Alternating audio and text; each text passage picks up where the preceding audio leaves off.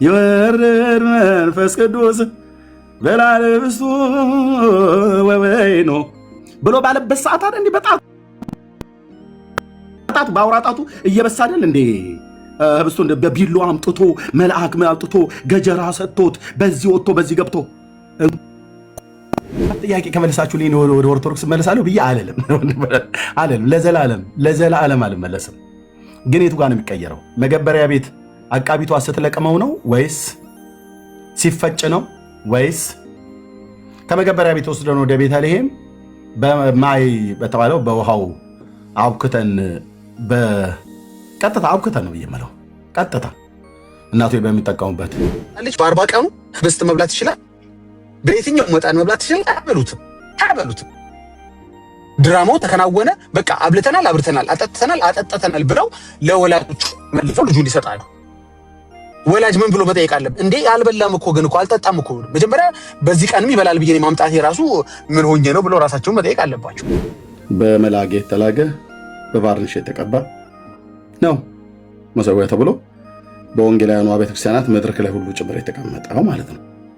መሰዊያ ብላችሁ ከጠራችሁት እኔ በማገልግል ቤተክርስቲያን ላይ የጌታን እራት የምናቀርብበት አለ። እሱ መሰዊያ ተብሎ ከተጠራ ማለት ነው። ፔንቴኮስታል ምናምን ነገር ብለህ ማውራት ትችላላችሁ፣ መብታችሁ ነው። ግን ቀርበ ፔንቴኮስታሉ ጋር በመጽሐፍ ቅዱስ ብቻ እንይዛለን ማለት ነው። ሌላ ሳናፈናፍንህ ምስራቁን፣ ምዕራቡን፣ ሰሜኑን፣ ደቡቡን ዘግተንብህ እንጠይቃለን። አስቀምጠህበት ሻማ ለኩሰህበት ሻማው እየተንጠባጠበ እየቀለጠ ጨርቁን የምትቀይርለት 4 እግር ጠረጴዛ ከመርካቶ የተገዛ ወይ ደግሞ ግጥም እኮ አየህ፣ 4 እግር ጠረጴዛ ከመርካቶ የተገዛ ዳጊ እንዳይሰማ ነው እና ወገኖቼ ኤኒዌይ ኦኬ የጌታ ራት ተረታችሁ የተንዛዛ ብትለው ትችላለህ መጨረሻ ላይ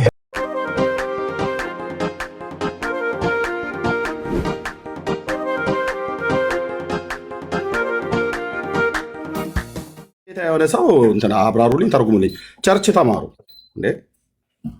ሌሎቹ አለን ብለው የሚሉ ሰዎች እንደዛ ይናገሩ። ቴንክ ዩ ወልድ አዳም ከመጣ ቀጥል ወልድ ምናምን ግባ እና ግባ እስኪ ገባለሁ ያልክ ወይስ ሀሳብ ልግለጽ። በፊት ኤርሚያስ ሲገልጽ አንድ ሀሳብ በደህና ነው የጠፋው አዳምዬ? አዎ አይ ማለት የሆነ እንትን ስለመጣብኝ ነው እየተንኳኳ ስለነበር ምላሽ መስጠት። እሺ ሄደ። እሺ ከክርስቶስ ሥጋ ጋር ህብረት ያለው አይደለምን የሚለውን ነገር አንስቶ አንዱን ነው መቀበል ያለብህ። ሁለት ይዘህ መሄድ አትችልም ነው የምልህ። ሁለቱንም ይዘህ መሄድ አዳም አንድ ጊዜ ጨርስ ሀሳቤን ስለገባሁብህ ይቅርታ ታወራለህ። እኔ እናንተ እያወራን ያለነው ስለ መስዋዕቱና ስለ መሰዊያው ነው። ኦኬ አንተ ቅድም ጀምር ከመስዋዕቱ ብያልኩ አማናዊ ብለህ ከምትለው ጀምር። ከመገበሪያ ቤቱ እስከ ቤተልሔም እስከ ቤተ መቅደስ እስከ ቅዳሴው ድረስ የቱ ጋር እንደሚለወጥ ውላጤ ብላችሁ የምትሉት ነገር ስላላችሁ ኦኬ እሱን የምታምን ከሆነ ጀምርና እውነተኛ ስጋ የሚሆነ የቱ ጋር ነው ብዬ ስለ አይ በመጀመሪያ አንተ እውነተኛ ስጋ ነው ብለህ ታምናለህ አታምንም ብዬ ስትለኝ እኔ ወንጌል አማኝ ነኝ፣ ፔንቴኮስታል ነኝ፣ እነግርሃለሁ እኔ የእውነተኛ የጌታ ስጋ ነው ብዬ አናምንም ህብስቱና ወይኑ። ታዲያ ከእውነተኛው የጌታ ስጋና ደም ጋር ግን ህብረት አለን ብለን እንላለን። ቅዱሱ ጳውሎስ ሐዋርያው እንዳስተማረን እያልኩ በቃ ይሄን እኔ መለስኩ አይደል? ሰው ሰማው አይደል? በኋላ ላይ ትንታኔ መስጠት ካለብኝ ይሄንን እኔ ነኝ የምሰጠው። አሁን ያን ቆይ አድምጠኝ፣ ጨርሻለሁ። ልሰጥህ ነው። አንተ መናገር ያለብህ የእናንተን ነው። አሁን አንተ የኔን ማፍረስ ያለብህ እኔ የተናገርኩትን ደግመህ በመናገር ሳይሆን እኔ ለተናገርኩት ዲባንክ ማድረግ ከፈለግ አንተ እውነተኛ ስጋ ነው ብለህ ስትል አብራራው። በእናንተ በኦርቶዶክስ አስተምሮት ማለት ነው። ደስ የሚለው በወንጌላውያን ወንጌላዊ የሆንኩ ሰው ነኝ፣ በኦርቶዶክስ ዲያቆን የነበርኩ ሰው ነኝ የማወራ። ሁለቱም ቤት ላይ የማውቀው ነገር ስላለ አንተ ተናገር የራስን ማለት ነው። በኋላ የኔን ዲባንክ ማድረግ የምትፈልግ ከሆነ ትክክል አለመሆን የምታሳይ ከሆነ ለህዝቡ ታሳያለህ ማለት ነው። እንደዛ ቢሆን ጥሩ ነው እንጂ እኔ ተናግሬ ከጨረስኩ በኋላ የኔ መልሰህ እንድትናገር አይደለም። የአንተ የራስን ተናገር። ከአንተ ጋር ልከራከር የምችለው እኔ ከአንተ ጋር ልከራከር የምችለው አንድ አቋም ሲኖርህ ነው። ሁለት አቋም ኖረኝ እኮ በቃ እውነተኛ ስጋና ደም ነው ብዬ አልልም አልኩ። ልናገር አንድ አቋም ሲኖርህ ነው። ከክርስቶስ ጋር ህብረት አለው የምትል ከሆነ አንድ ነው እያልክ ነው። የክርስቶስ ስጋ ነው ብለህ እያልክ ከሆነ እንደዛ ህብረት አለው ብለህ ስትናገር የክርስቶስ ስጋ ጋር ህብረት አለው ብለህ ስትናገር ከክርስቶስ ስጋ ጋር አንድ ነው ብለህ የምትናገር ከሆነ አንድ ነው ማለት በሌላ አባባል እውነተኛ የክርስቶስ ስጋ ነው ብለህ እየተናገርክ ነው። አንዴ እውነተኛ የክርስቶስ ስጋ አይደለም ትለኛለህ፣ ህብረት ያለው ብለህ ደግሞ እውነተኛ መሆኑን ትመሰክራለህ። ሁለቱንም ይዘህ እንዴት ልከራከር? ከሁለት አንዱ ምረጥ። እውነተኛ አይደለም ከሆነ እውነተኛ አይደለም፣ እውነተኛ አይደለም አልኩ። እውነተኛ አይደለም፣ ከእውነተኛው ጋር ግን ህብረት አለው። የቅዱስ ጳውሎስ መልእክት ነው ነግሬሃለሁ። አሁን አንተ እውነተኛ ነው ብለህ ስትል አቅም ካለ ማለት ነው፣ የአቅም ጉዳይ ይጠይቃል። እውነተኛ ነው ብለህ ስትል መገበሪያ ቤቱ ጋር እንሂድ፣ ረቂቁ ወይንም ዱቄቱ፣ ከዛ ቤተልሔም ገብቶ በማይቃ ለውሰን እኔ የምጋግረው ምጣድ ላይ ዲያቆን ሆኜ ጋግረው የነበረው ከዛ አሐዱ አብ ቅዱስ ሲባል ወደ ቤተክርስቲያን ገብቶ ሀበነ ንበር በዘዚያ ከመንፈስ ቅዱስ ብሎ ሲል ካህኑ የቱ ጋር እንደሚለወጥና ውላጤ እንደሚያገኝ እና መሶበ ወርቋ ተለውጣ ልጃገረድ ሆነች። ቆይ አድምጠኝ፣ እየተደማመጥን ብራዘር፣ እሱ ብቻ ተናጋሪ ሳይሆን እየተደማመጥን። አሁን አንተ እኮ ተናግረህ ነው ለእኔ አንተ እኮ ስትናገር ዝም ብሎ እኔ ስናገር ወይ በደቂቃ አድርገውና አንድ ስንት ልስጥ ኤርሚ? ስጠው ለሱ። ግን አሁን ቀጥታ የምፈልገው የኔን አቋም ገልጫለሁ። ልብ በላይ ቆይ፣ ደቂቃ ከመስጠት በፊት ግልጽ እዚህ ያላችሁ የኔን አቋም እንደ ወንጌል አማኝ እንደ ፔንቴኮስታል ግልጽ አድርጌያለሁ። አጭርና ግልጽ አድርጌያለሁ። ጥንፍፍ ጥርት ያለ የመጽሐፍ ቅዱስ ትምህርት ስላለ በኋላ ማብራራት ካለብኝ አብራራለሁ፣ መጠየቅ ካለበት ጠይቃለህ። አሁን አንተ እውነተኛ ስጋ ነው ብለህ ስለምትለው ስለ ጵርስፎራው ቤተልሔም እኔ ጋግሬ የማስገባው ኦኬ፣ ተለውጦ መሶበ ወርቋ ልጃገረድ ህብስቱ ህፃን ይሆናል፣ መልአክ መጥቶ ቢሎ ሰጥቶ ካህኑ ያርዳዋል፣ ደሙ ይንዠቀዠቃል ስለምትሉት እና ውላጤ በለ ስለምትለው በቤተክርስቲያን መጽሐፍት የትኛውን መጽሐፍት ባነሳ የቤተክርስቲያኒቱ መጽሐፍት ነው፣ እሱን ንገረን ያልኩት። እና አሁን ደቂቃው ሲቀመጥ እውነተኛ ስጋ የሚሆነውን ያንተን ተናገር። እኔ ፊት እውነተኛ ስጋ ሆኖ ተለውጦ ተናገርከው መናገር ይቅርታ ታወራለህ፣ ችግር የለውም። ታወራለህ እኮ ነው ብዬ የምልህ ኖ አትበለኝ። ታወራለህ፣ ችግር የለውም። ልጨርስ። ታወራለህ፣ አታወራም አልተባልክም። ግን አሁን አንተ የአንተ ታወራለህ እኮ አልኩህ። ወንድም አለ ለምንድን ነው ይሄን አልጦ አንድ ጊዜ ልናገር። አቅም ካለህ ግጠም፣ ታወራለህ። ልጨርስና ልስጥህ። ይኸው ገጠምን እኮ ታዲያ አውርቼ ልስጥ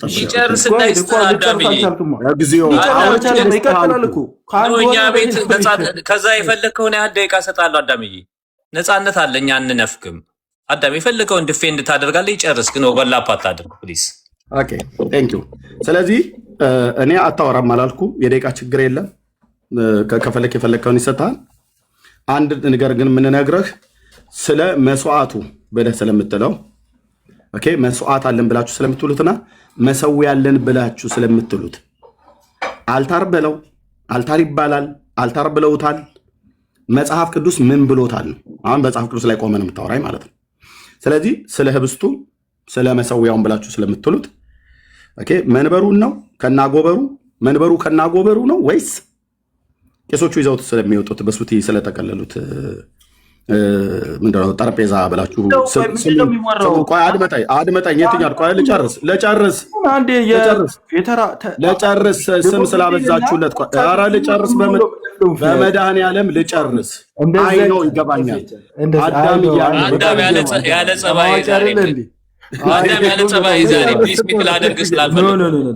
አሁን ስርዓት አልበኝነት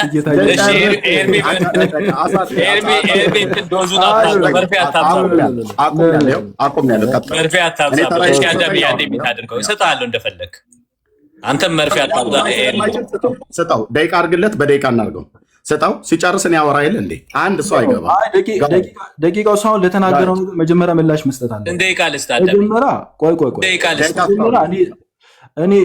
እኔ እሱ ቤት ምን እንደሚያገነፋ ምን እንደሚበጠበጥ ኦፖፕ ይበጥበጥ ምን ይበጥበጥ ስለሱ አልጠየቅኩት። ደቂቃ ልስጥ አዳምዬ፣ ይቅርታ ከይቅርታ ጋር 4 ደቂቃ ልስጥ። ጊዜ አይ ኖ ስለ ደቂቃ አይደለም። መጀመሪያ ስላወራ ነው። በደቂቃ የምናወራው ዲቤቱ ላይ ነው። የሚያወራው ነገር ላይ በሱ በደቂቃ እናወራለን። አሁን እሱ ስለሚያገነፋው ስለሚጋግረው ቤቱ ስለሚያደርገው ነገር አልጠየቅኩም። ኪችን ውስጥ ስለሚሰራው ነገር አልጠየቁም። እኛ ገንፎ አናገነፋም። ኦፖፕ በጥብጦ ይበጥብጥ። እኛ ገንፎ አናገነፋም። ኦፖፕ አልበጠብጥም። ወንድማለ ጆሊ ጁስም አልበጠብጥም። ቻለው ወንድማለ ሻይም ልታደርገው ትችላለህ። ቤት ብዙ ነገር ልታደርግ ትችላለህ። አሁን አየህ እኛ ገንፎ አናገነፋም። አጥሚትም አንጠልም። ገንፎ ራሱ መጋገር አንተ ምን አገባህ? ያቆነ እሱ መጋገር ቤቴን ነው ጋገር የነበረው።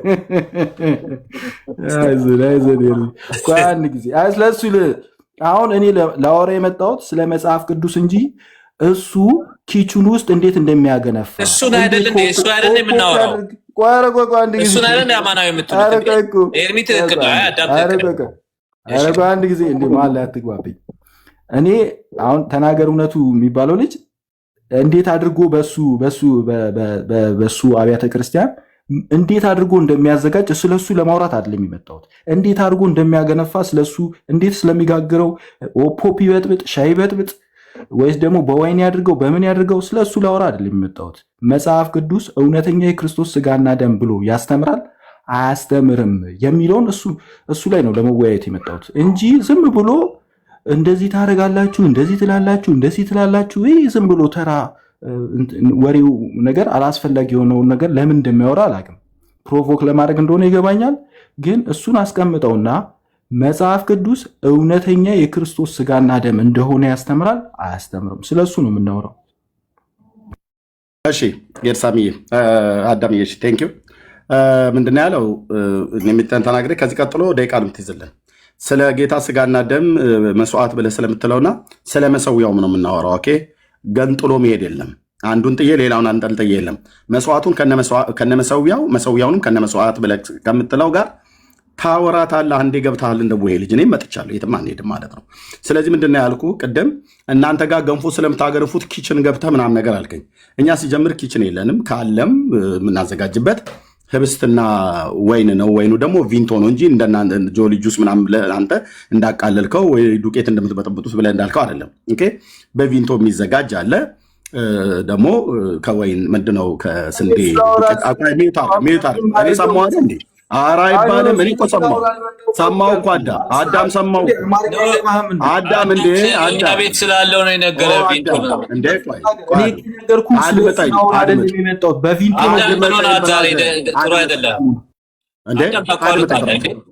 ጩኸት ያበዛኸው ገብቶኛል። አይዞህ እንደምንም ቻለው። ከንፈርህን ነክሰህ ወጣ። ይኸው ለምን ወጣ? አዳም እንዴ አክብረን ያውቃል። አይቀጡ ቅጣት እንደሚቀጡ ያውቃሉ። የመጣው ጴንጤ ቤት ነው። ተሳስተሃል ብራዘር። ያውም ፔንቴኮስታል ጋር ማለት ነው። መሰዊያ አለን ብለን እኛ በእንጨት ህዝብን አንይዝም። እሺ ጠረጴዛ አለን፣ ጠረጴዛ የሌለው ቤተክርስቲያን አይባልም ብሎ የሚል ጠረጴዛችሁ እንድፉት። እናንተም በእንጨት ሌላውም በእንጨት አያስፈራራንም። ኦኬ የአብ ልጅ ኢየሱስ ያላት ነት ቤተክርስቲያን የምትባል ተጠርቶ የወጣ ህዝብ ኤክሌሽያን የተባለው ተጠርቶ በክርስቶስ ኢየሱስ ደም አምኖ የተጠራ ከዓለም ርኩሰት የዳነ ህዝብ ነው ቤተክርስቲያን ተብሎ የሚጠራ እንጂ መሰዊያ ጠረጴዛ ያለው ምናምን ነገር ብለህ አታምታታም ብራዘር። ኦኬ ና ተመልሰህ አዳምዬ። ኦኬ እኛ ጋር አጥሚት ገንፎ ምናምን ነገር ያልከው የለም እንደዚህ አይነት ነገር። ኦኬ ገንፎም አጥሚትም ጆሊ ጁስም የለም። ቪንቶ ነው የምናዘጋጀው። ቪንቶ ማለት ደግሞ የወይን ጭማቂ ነው። ኦኬ ህብስት ከዱቄት የተዘጋጀ ዲያቆናት ያዘጋጃሉ። በየትኛውም በእኛ በወንጌላውያን አማኞች ኦኬ አለቀ። እሱን በቤተክርስቲያን ስርዓት አገልጋዮቻችን ጸልየው ይሰጡናል። አክብረን የምንወስደው ነው። ከጌታ እውነተኛ ስጋና ደም ጋር ህብረት አለው ብሎ እንዳለ ቅዱስ ጳውሎስ በዛ ህብረቱ ስላለው አክብረን የምንወስደው ስርዓት ነው። ኦኬ ኪችን ብለሃል ካደል? የጴንጤ ኪችን ብለሃል ካደል? የኦርቶዶክስ ኪችን ቤተልሔም ነው። ቻለው ምጣድ ብቻ ነው ያለው ቤተልሔም ውስጥ። የሚያወራ ሰውዬ በስማ በለው ይሰማ አይደለም። ያለፍኩበት ህይወት ስርዓት ነው። አንድ ምጣድ ብቻ ነው ያለው እና የሚነድ እንጨት 3 ጉልቻ አለው። በኦርቶዶክስ ቤተልሔም የሚባለው የኦርቶዶክስ ኪችን። አንተ የኛን ኪችን አልክ አይደል? ይኸው እኔም የኦርቶዶክስ ኪችን እንግዲህ ቻለው እንግዲህ ወንድም አለም ቻለው ራስ ፓራስማውል ስረ ይዘህ ነው የምትሰማው። አንተ ዲስሪስፔክት አድርገህ የምታወራ ከሆነ እኔ በአንተ ልክ ላውራ ብዬ ካልኩ የኦርቶዶክስ ኪችን ቤተልሔም ነው ማለት ዳቦ ንጋግርበት የነበረው ማለት ነው። አምራይት ብዬ አልጠይቀን፣ ትክክል ነኝ። ተሳስተሃል ብሎ የሚል ቄስና ዲያቆን ይምጣ። አሁን እሱ አቅሙን ስለሚያውቅ ነው የወጣው። ሸሽቶ ያመለጠው ያውቃል ምን እንደሚገጥመው። ኦኬ ምን እንደሚገጥመው የቤተ ክርስቲያን እንኳን መጽሐፍ እርስ በርስ የሚጣለ የቱ ጋር እንኳን እንደሚቀየር እንኳን አታውቁም እኮ። ይህንን ህዝብ ምንም ቅዳሴን የማያውቅ መጽሐፍ ቅዱስ የማያነብ ህዝብ ብቻ በግዕዝ ተደብቀህ መጨረሻ ላይ ቄሶቹም ይማረን ነው ይሳለን ብለው ነው የሚወጡት። የምታውቁ ኑ ግቡ፣ ሚስጥር ያያችሁ ማለት ነው። ሚስጥር አይቻለሁ በኦርቶዶክስ ቤተክርስቲያን። ኦኬ ኑ ግቡና የቱ ጋር እንደሚቀየር የቱ ጋር እንደሚለወጥ እውነተኛ ስጋ መሆኑን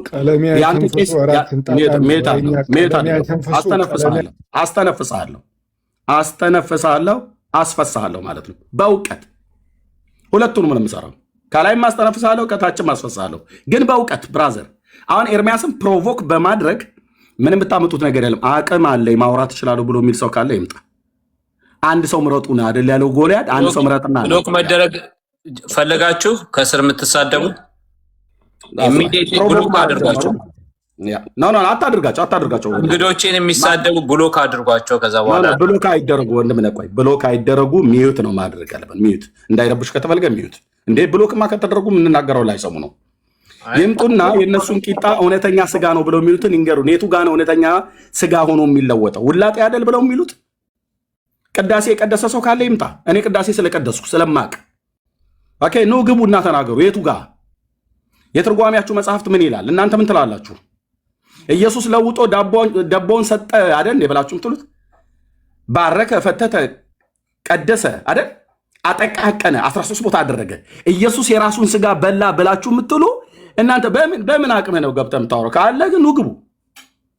ይሄ ወንድምነት ሲመጡ ንገረኝ። ወንድሞችና እህቶች እስከዛ ማውራት ይችላሉ። ሻይ ልጠጣ። ቴንክ ዩ። አንድ ሰው ምረጡና ኑ ግቡ። ቄስ ወይ ዲያቆን የሆነ ዜዶ ቀጥል። ሪፍሌክሽን መስጠት እና የምትወያዩ ግቡ። ጉልማ አስገብቻለሁ። ላቭ ኦንሊ ጉልማ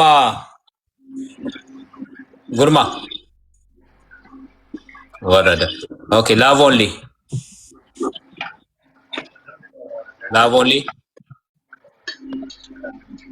የመጨረሻ ጥሪ ላቭ ኦንሊ። ኦኬ ዜዶ ቀጥል። አለ ዜድ አባታችን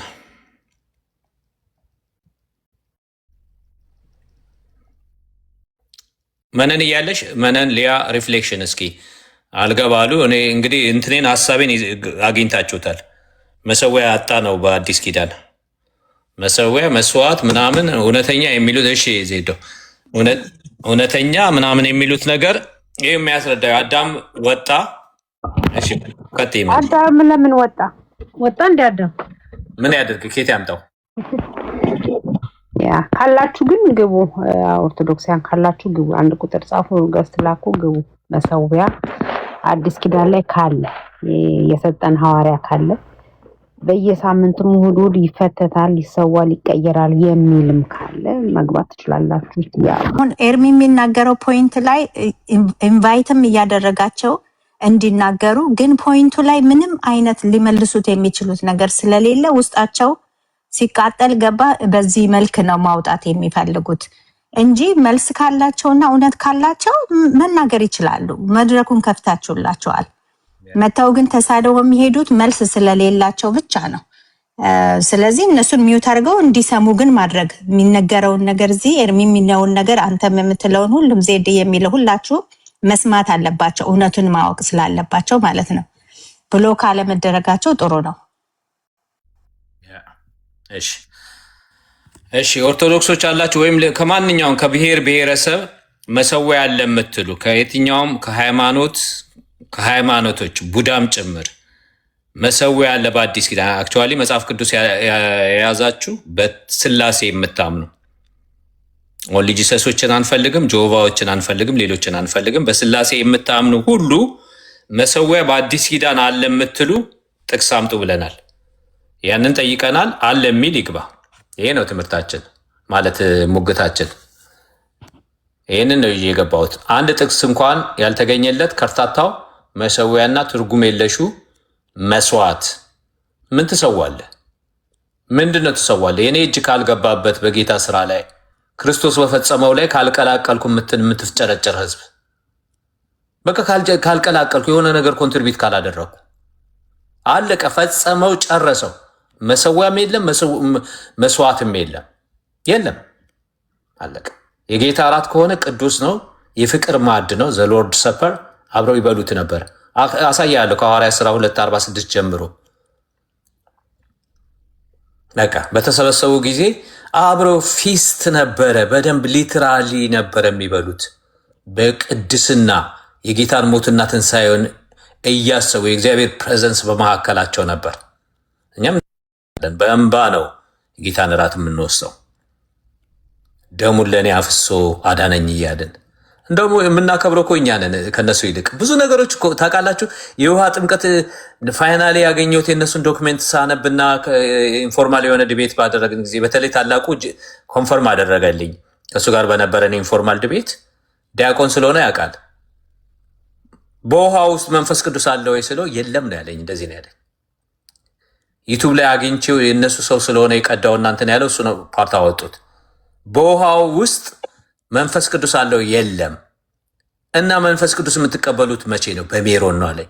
ምን አልኩት? የውሃ ልጆች ናቸው። እኛ ግን በውሃ ውስጥ መንፈስ ቅዱስ አለ እንላለን። እናንተ መንፈስ ቅዱስ የሌለው ውሃ የምትጠመቁ የውሃ ልጆች ናቸው አልኳቸው። ከ2000 ሰው በላይ ነበር። እነ ያሬድ ነበሩ፣ ዘማርያም ነበር የዛ ቀን የውሃ ልጆች። ስለዚህ እኛንን የበለጠ የምናከብረው የጌታ እራትስ እኛ ነን። እነሱ ካህኑ ነው የሚለውጥላቸው። ተለውጦ ነው የጌታ ስጋና ደም የሆነው። ስልጣኑ የተሰጠው ለካህኑ። ኤርሚ የከፍተ ነበር ማይክ ቀጥል። አይ የቤቱ ርዕስ ይሄ ያሳየህ ነው አይደለ?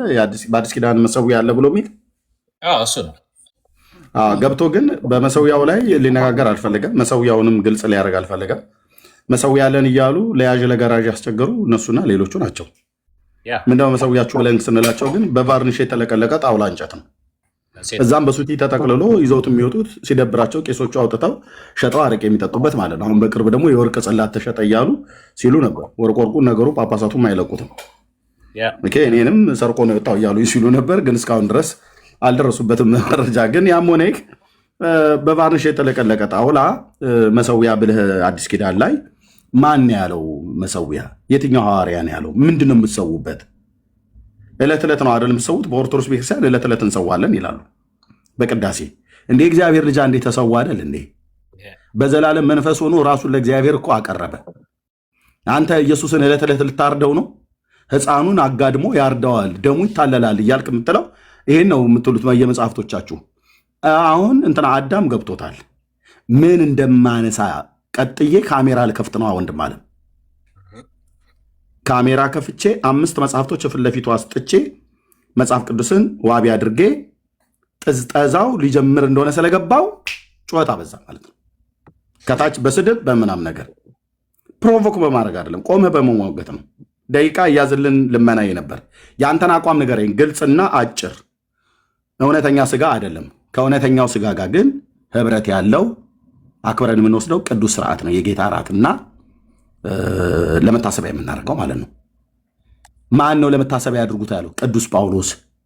ማን ነው ለመታሰቢያ ያድርጉት ያለው? ከቃሉ አገልጋዮች የሰማው ለከበረ ቴዎፍሎስ የጻፈው ሉቃስ። ዝም ብለን ፓስተሮቻችን ከኪሳቸው አውጥተው ያወሩት ወሬ አይደለም።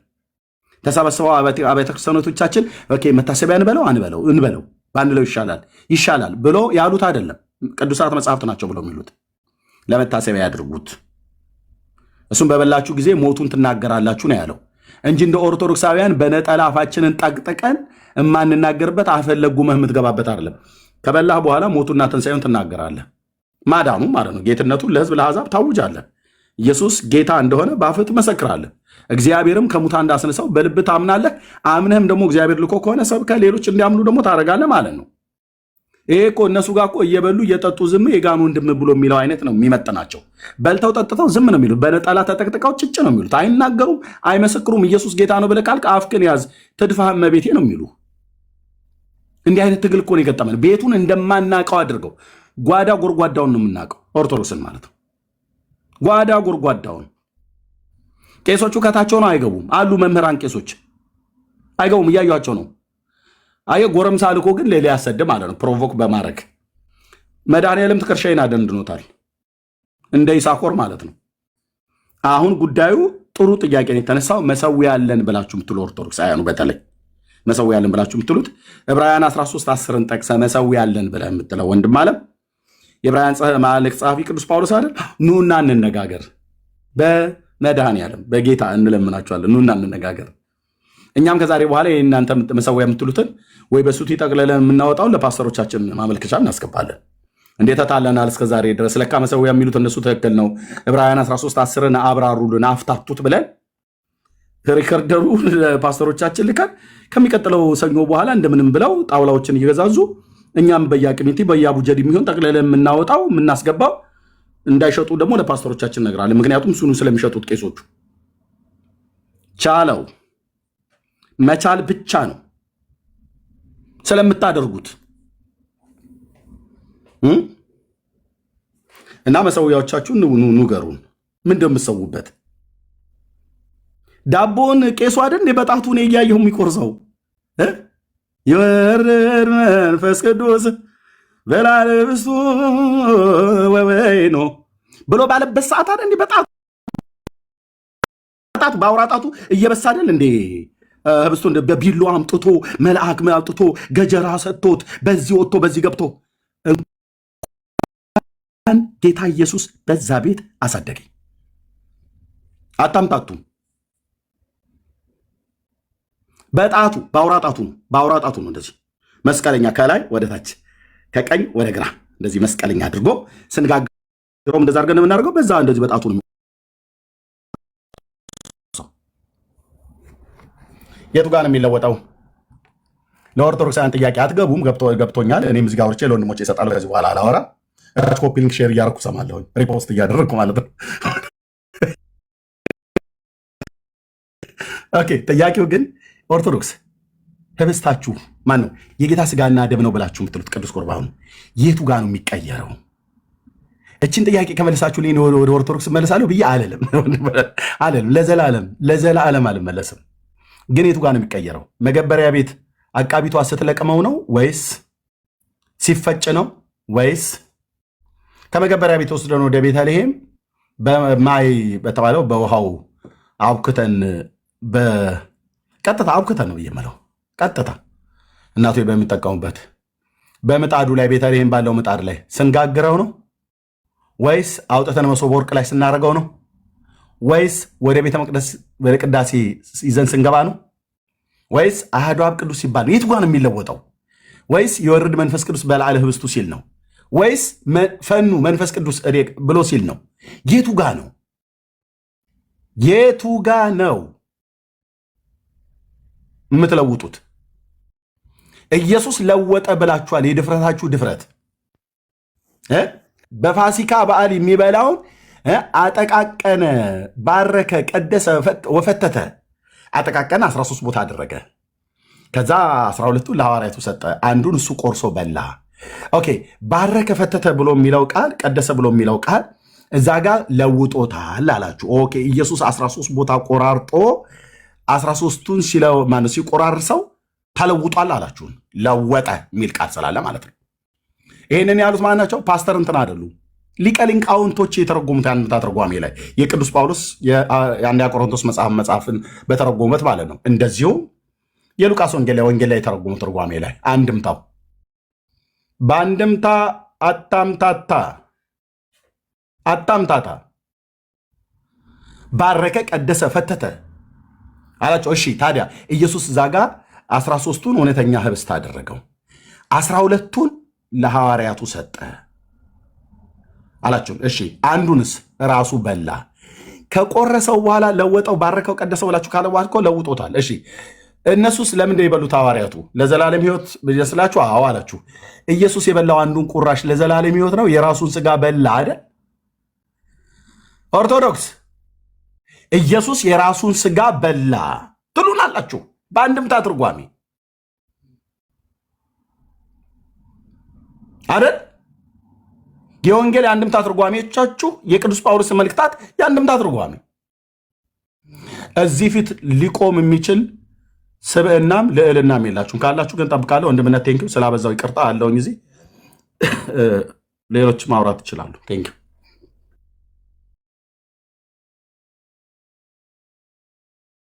እስካሁን የመጣ የለም። ሊያ ተመልሰሻል? ድምፅሽንም አልሰማንሽም ሊያ እህታችን። ኤርሳሚዬ ሰላም ሰላም፣ ሁላችሁም እንዴት ናችሁ? ደህና ናችሁ? ገባሽ የማታ ሽፍት? አዎ ገብቻለሁና ያዳመጥኩኝ ነው። እንግዲህ ቢገቡ ጥሩ ነበረ። እነ ቡክ ኦፍ ኮንኮርድም እነ ድርሳንና ገድላት አብረው ተስማምተው ይሄንን ጥያቄ ቢመልሱልንና እኛም ባለማወቅ እንዳንጠፋ ቢያደርጉን ጥሩ ነበር። ለዛ በቂ ለተደረጉት በእውቀት በጣም ለተነገረላቸው እኛ ደግሞ እውቀት ለሌለን እውቀት አልባ ለሆነን ዝም ብለን ለምንነዳው ለኛ የሚያስተምረን ስለሚያስፈልግ ባለማወቅ በእውነት መሰዊያ ሳይኖረን ሳናቀው ስለመሰዊያ እንዳንጠፋ እንዳንከስር። እኔ አንዳንዴ እኮ ያ ጌታ ኢየሱስ ቤተ መቅደስ ገብቶ የገለባበጠውን ጠረጴዛ ይሁን የሚሉት እላለሁኝ። በቃ እንደው መሰዊያ ምናምን የሚሉት እኔ አዲስ ኪዳን ላይ መተው በግልጥ ቢያሳዩኝና እኔም ደግሞ ከዛ ተካፋይ ብሆን በጣም ደስ ይለኛል ማለት ነው። ምክንያቱም በየቀኑ እማራለሁኝ። ያው የእግዚአብሔርን ቃል አዲስ ነው ሁል ጊዜ አይደል? ማለዳ ማለዳ አዲስ ነው ስለሚል ሁሌ አዲስ ነው፣ ሁሌ የምንማረው ነገር ነው። ያላየነው ያላወቅን ያልተማርነው ነገር ካለ ኑ እናንተ ተማሪዎች፣ እናንተ የተማራችሁ ጠቢባን አዋቂዎች ግቡና አስረዱን እያልን ነው። ተባረኩ፣ ጸጋ ይብዛላችሁ። ቅዱሳን ግን ፕሊዝ ታፕ ታፕ አድርጉ፣ ኮፒ ሊንክ ሸር አድርጉ። እሺ ከተቀመጠ ወንድማችን አብረን ነው እናገልግል። ያው አብረን ነው የምናገለግለው። እሱ ብቻ ሳይሆን እኛም ብድራት ይኖረናል ለምናደርገው ነገር። አለሁኝ ይርሳሚ ተባረክ። አሜን። ማነው ጌታ ኢየሱስ አብዝቶ ይባርክሽ። ተባረኩ። ኤርሚን እዚህ ካዩት ይመጣሉ ብላችሁ ነው። እሱ ነው ገበያ የሚያስቀርብን። ገበያ እኮ ታበላሽብናለህ። እኔ ታች ኮፒ ሊንክ ሼር አደርጋለሁ።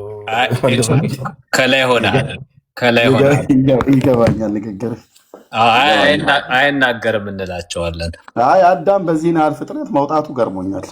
በጣም ወጋኸው እኮ አንተ እኮ እዚህም እኮ ዝም አላሰ ጠቅ ስታደርገው ዲያቆን ነው መሰለኝ። አንተ ነቃህበት። ዲያቆን ነህ አልከው። ዝም አለ። ዲያቆን ነው። አዎ ዲያቆን ሲባል ሰምቼዋለሁ። ዲያቆን ነው። አዎ አይደለሁም አላለም። ለነገሩ በጣም ቅናት አለው ለቤተ እምነቱ ሊሆን ይችላል። ያ ጥሩ ነበር። ታዲያ ከዲያቆናቱ ጋር እኔ ከምን መንጋ ከምላፋ ቄሶቹ ዲያቆናቶቹ አይገቡም። ቄሶቹማ በፍጹም ምን ቦጣቸው ይገባሉ። የማሳረጊያ ጸሎት ቡራኬ አንድ ጸሎተ እግዝእትነ ማርያም ድገሙልን ብለው ነው የሚጠሯቸው። አሁን ጸሎተ እግዝእትነ ማርያም ደጋሚ አይደለም ያስፈልግ። አሁን ወንጌሉን አብራርቶ ትውልዱን ከዘላለም ሞት መታደግ ነው። ጸሎተ እግዝእትነ ማርያም ስንት ጊዜ ደገምን እኮ ደገምን፣ ተደጋገምን፣ ምንም ለውጥ የለም።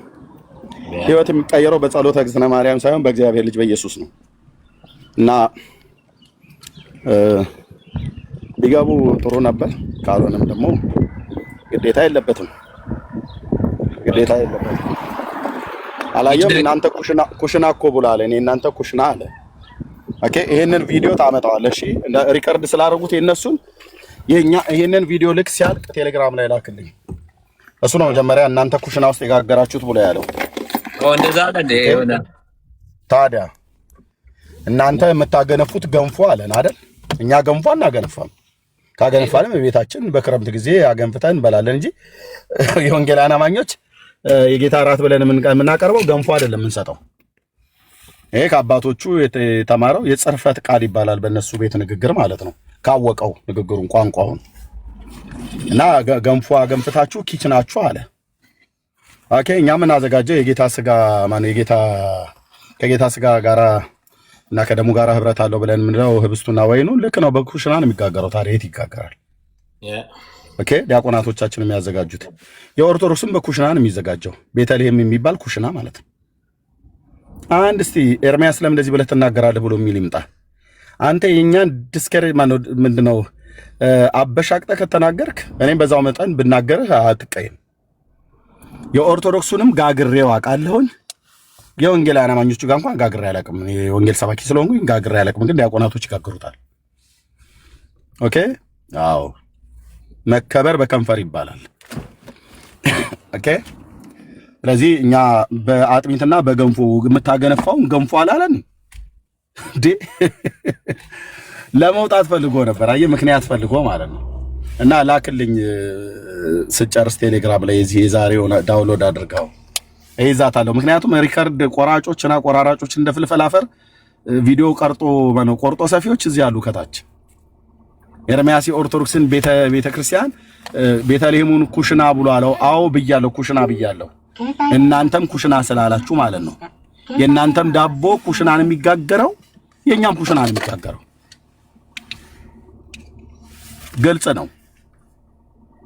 ቴንክ ዩ ያ አሜን።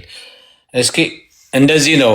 ቅድም አንብቤዋለሁ፣ ደግሜ ላንብበው። እኛ ደስ የሚለን የእግዚአብሔርን ቃል ስናነብ ነው። ነገር ግን ክርስቶስ ይመጣ ዘንድ ላለው መልካም ነገር ሊቀ ካህናት ሆኖ በምትበልጥና በምትሻለው በእጆችን ባልተሰራች ማለት ለዚህ ፍጥረት ባልሆነች ድንኳን የዘላለም ቤዛነት አግኝቶ አንድ ጊዜ ፈጽሞ ወደ ቅድስት በገዛ ደሙ ገባ እንጂ በፍየሎችና በጥጆች ደም አይደለም። የኮርማዎችና የፍየሎች ደም በረከሱትም ላይ የተረጨ የጊደር አመድ ስጋን ለማንጻት የሚቀድሱ ከሆነ የእግዚአብሔር ቃል እንዴት ይጣፍጣል ጋይስ! ነውር የሌለው ሆኖ በዘላለም መንፈስ ለእግዚአብሔር ራሱን ለእግዚአብሔር ያቀረበ የክርስቶስ ደም እንዴት ይልቅ ሕያውን እግዚአብሔር እንድታመልኩ ከሞተ ስራ ሕሊናችሁን ያነጻ ይሆን ይላል። ይሄ ነው ለአንዴና ለመጨረሻ ጊዜ። እዚህ ጋር አብን ወልድም መንፈስ ቅዱስ ማስተውላችሁት እንደሆነ ሶስቱም አሉ። ሶስቱም ስላሴ እዚህ ውስጥ አለ። ነውር የሌለው ሆኖ በዘላለም መንፈስ ይላል። በመንፈስ ቅዱስ ማለት ነው።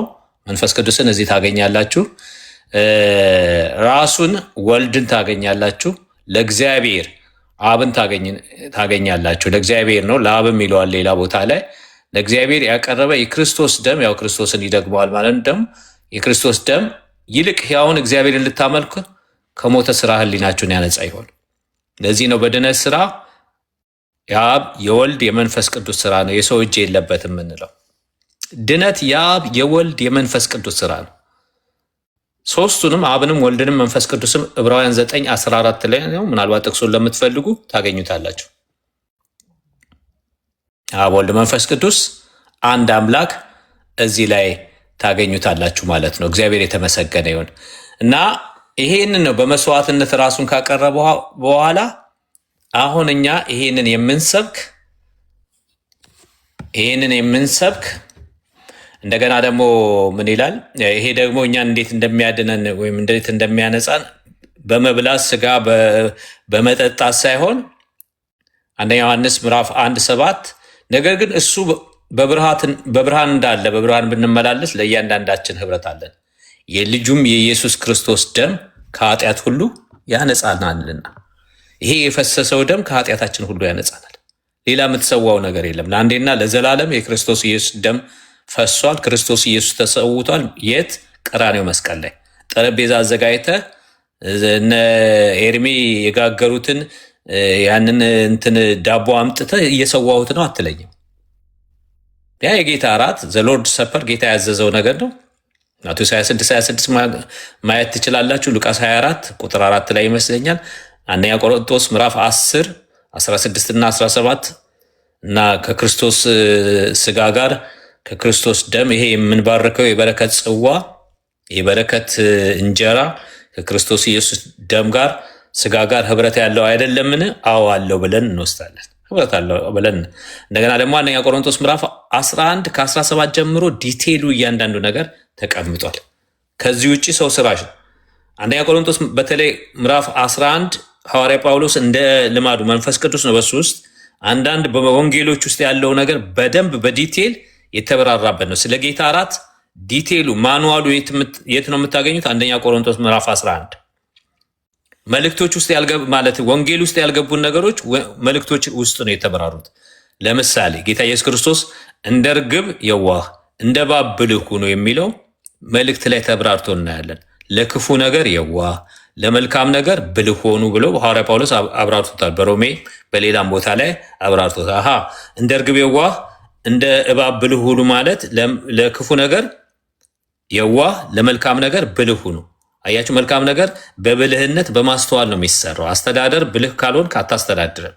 እና ለመልካም ነገር የዋህ ለክፉ ነገር ደግሞ ማነው ብልህ፣ ክፉ ነገር ደግሞ የዋህ እንደ ህፃን ማለት ነው። ህፃናት አሁን ቆንጥጣቸዋቸው አሁን እንትን ስትሏቸው ረስተውት መጥተው ያቅፋሉ፣ ከእናንተ ጋር ይጫወታሉ። በቃ ለክፉ ነገር ጀስት እንደዛ ኢኖሰንት ሆኑ ሽሩድ ሳይሆን እና በመልእክቱ ላይ ይብራራል ወንጌል ላይ ያለው ነገር እና የጌታ ምራት በወንጌል ላይ ተብራርቷል። አንደኛ ቆሮንቶስ ምዕራፍ 11 ላይ እሱን እንትን ብዬ ባህርሻ ወይም ዜዶም አሞጽም አለ ከቅድም ጀምሮ ሀሳብ ትሰጡና እንትን እንላለን። አልመጡም። ማን ይመጣል? የለም። ጠረጴዛ የሚባል መሰዊያ የሚባል ነገር የለም። አምጡ ጥቅስ አልን። ማን አልቻለን። ገቡ። ብዙ ሞከሩ። እንትን አሉ። እቀጥላለሁኝ ሌሎቹ እንደ እግዚአብሔር ቃል ያልተሰሩትን የተውኳቸውን ተዉ ተብዬ የተውኳቸውን አመጣቸዋለሁ። ከእግዚአብሔር ቃል ታመጣታለህ። እያንዳንዱ እንሄድበታለን። አንደኛ ቆሮንቶስ ምዕራፍ 11 ከቁጥር 17 መሰለኝ 17 ይኸውላችሁ አዳምጡኝ። ነገር ግን በምትሰበሰቡበት ጊዜ ለሚከፋ እንጂ ለሚሻል ስላልሆነ ይህን ትእዛዝ ስሰጥ የማመሰግናቸው አይደለም። አሁን ስለ ጌታ ራት ዲቴይል ነው፣ በደንብ አዳምጡ። በመጀመሪያ ወደ ማህበር ስትሰበሰቡ በመካከላችሁ መለያየት እንዳለ ሰማለሁና በአንድ በኩልም አምናለሁ። መለያየት አያስፈልግም። ወደ ጌታ ራት ከመቅረብ በፊት ልክ መስዋዕትን መሰዊያ ላይ ትተህ ከወንድም ጋር አስተካክለ መስዋዕትን አቅርብ እንደተባለም የጌታ ምራት በመከፋፈል በመለያየት አይሆንም። አንደኛ ቆሮንቶስ መግቢያ ላይ አብራርቶታል። ይህን የአጵሎስ ኬፋ ነኝ ምናምን እያላቸው 1:3 ላይ 1:10-11 ላይ አብራርቶታል። አንደኛ ቆሮንቶስ ከፍ ብትሉ ምዕራፍ 1 ቁጥር 3 ላይ አለ። ይወርድና 10-11 ላይ አብራርቶታል። ሰው ብቻ መሆናችሁ መለያየት አለ ነው። የጌታ ራት ማዕድ ልትበሉ ስትቀርቡ በመለያየት አይደለም፣ አንድ አካል እንደሆናችሁ እያሰባችሁ ነው የሚለው። በእናንተ ዘንድ የተፈተኑት እንዲገለጡ በመካከላችሁ ወገኖች ደግሞ ሊሆኑ ግድ ነውና፣ እንግዲህ አብራችሁ ስትሰበሰቡ የምትበሉት የጌታ ራት አይደለም። እንደዚህ ከሆነ የጌታ ራት አይደለም፣ በቃ ጀስት ኦርዲነሪ ምግብ ነው። በአክብሮት ካልሆነ፣ በፍቅር ካልሆነ፣ በአንድነት ካልሆነ፣ ድሆችን ባለማሳፈር ካልሆነ በቃ ኦርዲነሪ ምግብ ነው፣ የጌታ ራት አይደለም ነው የሚላቸው። በመብላት ጊዜ እያንዳንዱ የራሱን ራት ይበላልና አንዱም ይራባል፣ አንዱም ግን ይሰክራል። አያችሁ፣ በቃ የጌታ ራት ብለው ከየቤታቸው ያመጣሉ። በቃ ሌላኛው የለውም፣ የራሱን ይበላል፣ አንዱ ይሰክራል፣ አንዱ እንትን ይላል። ይሄ የጌታ ራት አይደለም። አምጥታችሁ አብራችሁ ሰብስባችሁ በህብረት መቁረስ ሲገባችሁ፣ አያችሁ ምግብ እንደሆነ እዚህ ጋር ነው የሚያሳውቃችሁ። ይሄ ስለ ምግብ ነው የሚያወራው። ኢንስቴድ ኦፍ አንዳችሁ ትበላላችሁ፣ ድሆችን ታሳፍራላችሁ። እንደውም እዚህ ይናገራል። እንግዲህ አብራችሁ ስትሰበሰቡ የምትበሉት የጌታ ራት በመብላት ጊዜ እያንዳንዱ የራሱን እራት ይበላልና ምን ዋጋ አለው? የራስህን እራት ብትበላ ደበላልቀ አብረ ከዛ ሼር አድርገህ ካልተካፈል ከየት አለ? አንደኛ ቆሮንቶስ ምዕራፍ 10-16-17 አይፈጸምም። ከክርስቶስ አካል ጋር ህብረት አለው እኛም ህብረት አለን የምትለው አይፈጸምልህም። የምትበሉባቸውና የምትጠጡባቸው ቤቶች የላችሁምን? በቃ ቤት ብላና ጠጣ። ወይስ የእግዚአብሔርን ማህበር ትንቃላችሁን? አንዳንዶችም የሌላቸውን ታሳፍራላችሁ። ምን ልበላችሁ? ሁለት ጥያቄ። ታሳፍራላችሁን? ጥያቄ ምልክት። ምን ልበላችሁ? በዚህ ነገር ላመስግናችሁን? ሶስተኛ ጥያቄ ምልክት። አላመሰግናችሁም። ሐዋርያ ጳውሎስ በጣም መንፈሱ የተበሳጨበት ነው የሚመስለው። ለእናንተ ደግሞ አሳልፌ የሰጠሁትን እኔ ከጌታ ተቀብየዋለሁና።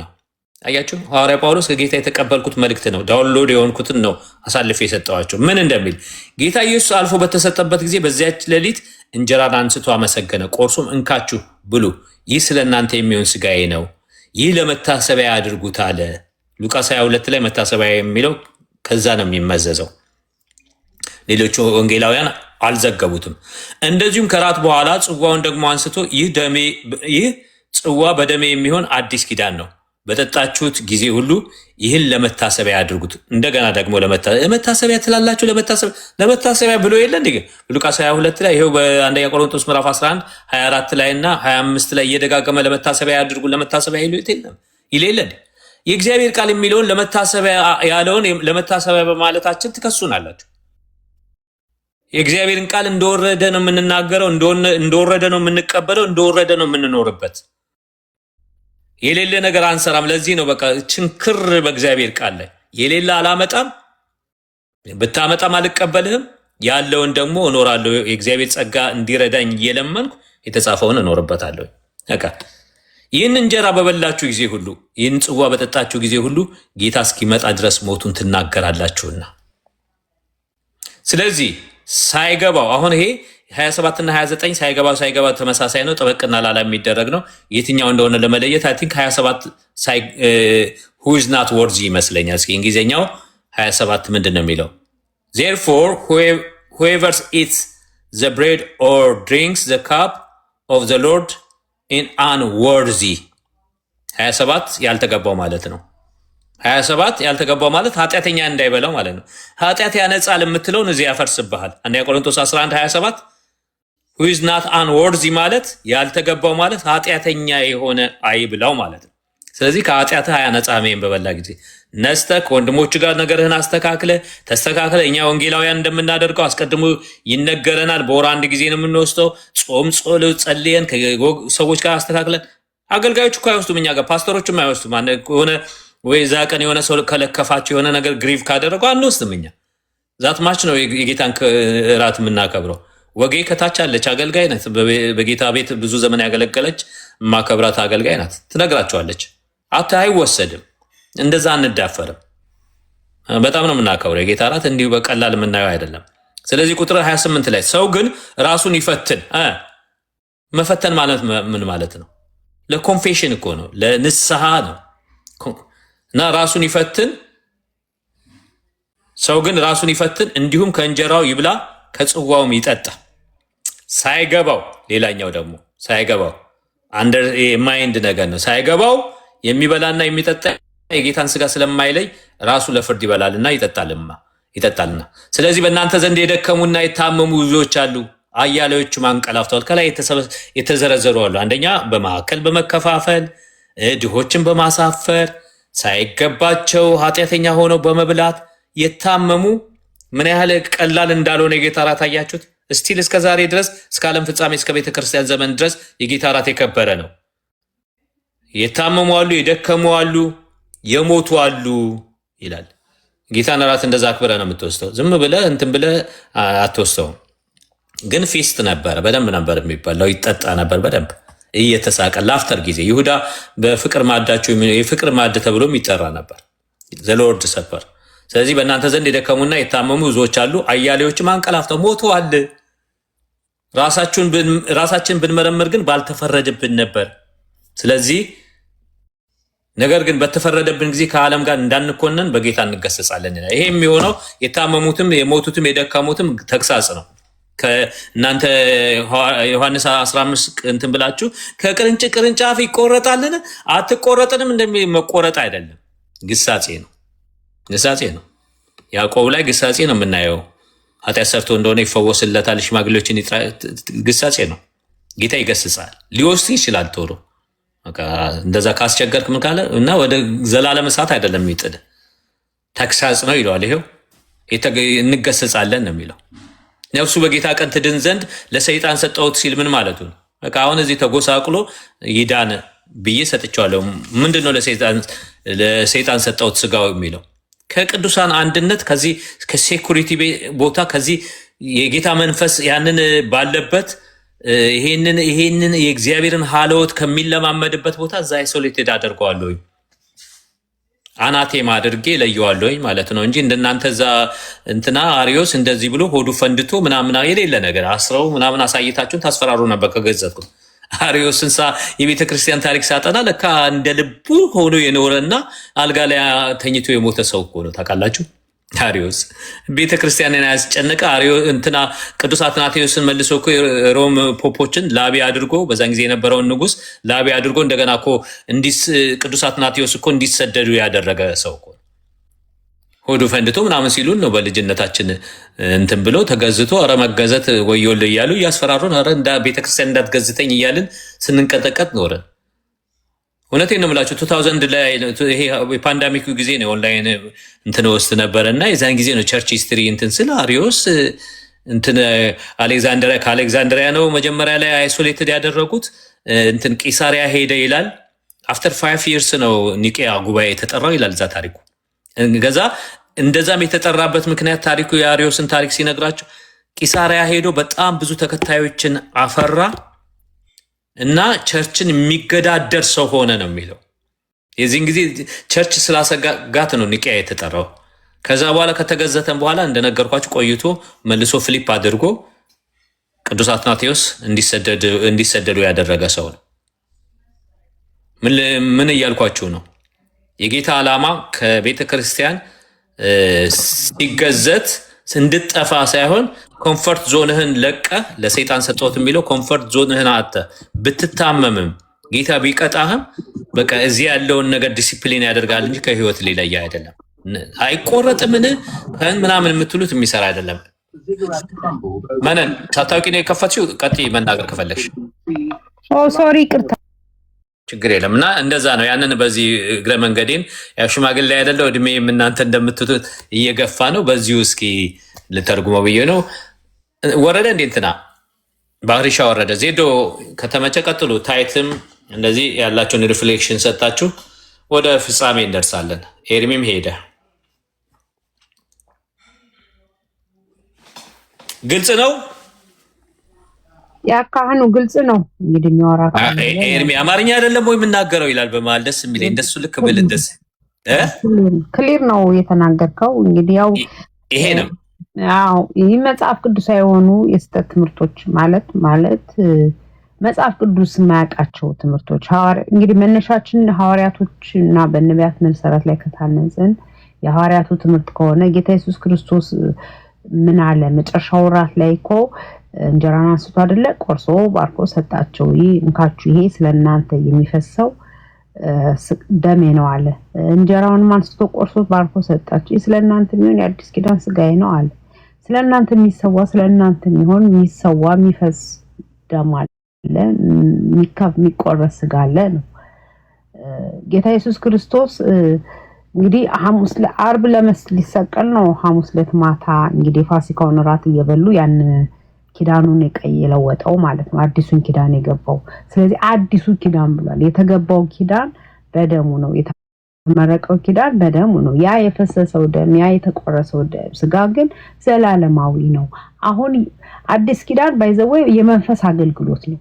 የሆነ የምታስቀምጡት የምትጀባቡኑት ቁሳቁስ የለም። በመንፈስ የሆነ አገልግሎት ነው። አዲስ ኪዳን የመንፈስ አገልግሎት ነው ወገን። የተቀደሰ ቁስ የለም፣ የተቀደሰ ጠረጴዛ የለም፣ የሚቀደስ የሚሰዋ የሚፈስ የለም። ምክንያቱ ስንል እኛን ሊቀድስ ነው የመጣው። ሲጀመር እኛንን የተቀደስ ነው። እኔ በጣም ከሚገርመኝ መሰዊያ ያለን እንደዚህ ያለን የሚሉ በተለይ ኦርቶዶክሳውያን እነሱ አልተቀደሱም፣ ግን የተቀደሰ ታቦት አለን፣ የተቀደሰ እንጨት አለን፣ የተቀደሰ ጣውላ አለን ይላሉ። መቼ እናንተን ቀደሳችሁ ነው? መጀመሪያ ደሙ የፈሰሰው እኛን ሊቀድስ ነው አይደል እንዴ? ተቀድሳችኋል፣ ታጥባችኋል፣ በአምላካችን መንፈስ ታጥባችኋል እያለ መጽሐፉ እኛ ሳንቀደስ የተቀደሰ የተለወጠ ቃል። አዲስ ኪዳን መንፈሳዊ ነው። ስርዓቱ ሁሉ የመንፈስ አገልግሎት ነው። ስለዚህ በመንፈስ የሆነ አገልግሎት ነው ማለት ነው። እና መሰዊያ የሚባለው ቃል ዕብራውያኖች የምትጠቀሰው ቃል እኔ በደንብ ተረድተውታል ብዬ በደንብ ገብቷቸዋል ብዬ አላምንም። ኦርቶዶክሳውያን ያው ኦርቶዶክስ ትምህርት ሰው ሰራሽ ትምህርት ነው። ትምህርቶቿ በሙሉ ከመጽሐፍ ቅዱስ አይደሉም። ትምህርቶቿ በሙሉ መሰረት ያደረገው ከመጀመሪያ ፋውንዴሽኑ ጋር የተሳሳተ ትምህርት ይዛን የመጣችው መጀመሪያ መሰረቱ ያው ሁልጊዜ እንደምንናገረው ማለት ነው ስንል ክርስትናን የሰጠችን ክርስቲያን ብላ የጀመረችው ድዳ ሆነን ነው። አፍን ምንም ሳናቅ ኢቭን የእናቶቻችን ጡት እንኳን ለይተን ሳናቅ መናገር በማንችልበት የ40 እና የ80 ቀን ህፃን ተብሎ የተሰጠን እዛ ጋር ነው የተበላሸው። ፋውንዴሽኑ መሰረቱ ተበላሽቷል። መጽሐፍ ቅዱስ ያልሆነ መጽሐፍ ቅዱስ የማያውቀው ሐዋርያቱ ያላደረጉት ያላስተማሩት ኢቭን ጌታ ኢየሱስ ክርስቶስ ያልተናገረው መሰረት ይዛለች። እንግዲህ ምክንያቱ ትምህርቱ እዛ ጋር ተበላሽቷል። ያለ መቶ እንግዲህ ታቦት ተባለ። ታቦቱ ደግሞ አሁን ጠረጴዛ ነው ተባለ። ጠረጴዛ ነው ከተባለ እንኳን ቤተክርስቲያኗ ጠረጴዛ ነው ባትልም ማለት ነው። ባትልም ሁለት አይነት ኦርቶዶክስ አለ ባይዘው የቲክቶክ እና የመሬቷ ጠረጴዛ ነው መፈተቻ ነው አትልም። አልታር ነው አትልም። ያው የናኬ ግሩፕ የቲክቶክ ነው እንደዛ የሚለው እንጂ ቤተክርስቲያኗ በፍጹም እንደዛ አትልም። ነገር ግን አሁን እንትኑ ላይ ነው የምፈትተው። ቅድም አሁን እንደተናገረው ዲያቆን መሐመድ እንደተናገረው ማለት ነው ፈለገ መሐመድ የተናገረው ቃላት ማለት ነው። ስለዚህ የአዲስ ኪዳኑ ታቦት የአዲስ ኪዳን መሰዊያችን ነው ካለን በየጊዜው የሚታረድ በየጊዜው የሚሰዋ አላቸው ማለት ነው። ምኑን ስትሉት ህብስቱን እንግዲህ ያየን እየሰማን የሚዘጋጅ ህብስት አለ። ያ ህብስት ነው እንግዲህ ተለወጠ ስትሉን ወደ ምን ተለወጠ ሲል ካህኑ ይጸልይበትና ይቀይረዋል ከዛ ብሎ እንሰማለን። ይሄ አይነት ትምህርት የትኛው የሐዋርያት ትምህርት ነው ያለው ወገን? እዚህ ሀገር ብቻ እኮ ነው ደግሞ እንደዚህ አይነት ትምህርት ያለው እኛ ሀገር ያኛው ኦርቶዶክስ ነው ያለው። ስለዚህ ወደ መጽሐፍ ቅዱሱ ትምህርት ተመለሱ፣ ወደ መጽሐፍ ቅዱሱ አስተምሮ ተመለሱ። የሐዋርያቱን አስተምሮት ብትይዙ መልካም ነው። ምክንያቱም ሐዋርያት ቅብብሎሽ አለን ብላችሁ ሐዋርያቱ ግን ያቀበሏችሁ ትምህርት ሲፈተሽ አንድም የለም። አውሽ እንደው በዚህ ዘመን አንዳቸው እንኳን መተው ቢያዩ የእናንተን ትምህርት ማለት ነው ጨርቃቸውን ጥሎ እንደሚያሄድ የታወቀ ሐዋርያ ቅዱስ ጳውሎስ ምን ነው በኖረ ምን ነው በመጣ የምንልበት ዘመን እንደው አንዳቸው ሐዋርያ እንኳን ምክንያቱም ስንል ትምህርታቸው እንግዲህ የሐዋርያት መሰረት ላይ ታንጾ ሰው ትምህርቱን ገለባና እንደው አሸዋ ላይ ሲመሰረት በጣም ነው የሚያሳዝነውና አዲስ ኪዳን ላይ የሚሰዋ የለም። አንዱ ቅዱሱ የእግዚአብሔር ልጅ ተሰውቷል። በእርሱ መስዋዕትነት ሁላችንም ድነናል። ያመኑ በሙሉ ድነዋል። አመኑበት። መስዋዕቱ የቀረበው አንድ ጊዜ ነው። ያ የፈሰሰው ደም አሁንም ትኩስ ነው። ለኃጢአት ስርየት የሚሆን የምትወስዱት ቅዱስ ቁርባን የለም። ቅዱስ ቁርባንም ብትሉት ወይ የጌታ እራት የምንለው ቅድም እንደተባለው ህብረት የምናደርግበት ጌታ ኢየሱስ ክርስቶስ እስኪመጣ ሞቱና ትንሣኤው የምንናገርበት የምንመሰክርበት ነው። ያ ለኛ ምስክር እንዲሆን ነው፣ ምስክርነት የምንሰጥበት ነው።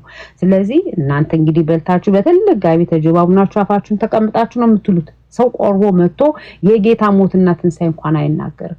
ኢየሱስ ጌታ ነው እንኳን አትሉም። ኢየሱስ ክርስቶስ ሞቶላችኋል ብሎ አንድ ኦርቶዶክሳዊ ሲሰብክ አላየንም። እንግዲህ ቆርበው መጥተው ደጅ እንዳትወጡ ተጠበቁ። በሰው ነው ስንጠበቅ የምንለው እኔ ምክንያቱም የሆነ ነገር ይመታችኋል እየተባለን ማለት ነውና ሲጀመር ያልተገባውን የማይወስደው ኃጢአተኛ እዛ ቤት ህፃኑን ይወስዳል፣ ሁሉም ይወስዳል። ይሄ አይነት አስተምሮት የለም፣ ሰው ሰራሽ አስተምሮ ነው። ስለዚህ ወደ መጽሐፍ ቅዱሱ ተመለሱ። መሰዊያ የለም፣ የሚሰዋ የሚታረድ የለም። አንዱ ታርዶ ተሰውቶ ዘላለም ህይወትን ለሰዎች ላመኑበት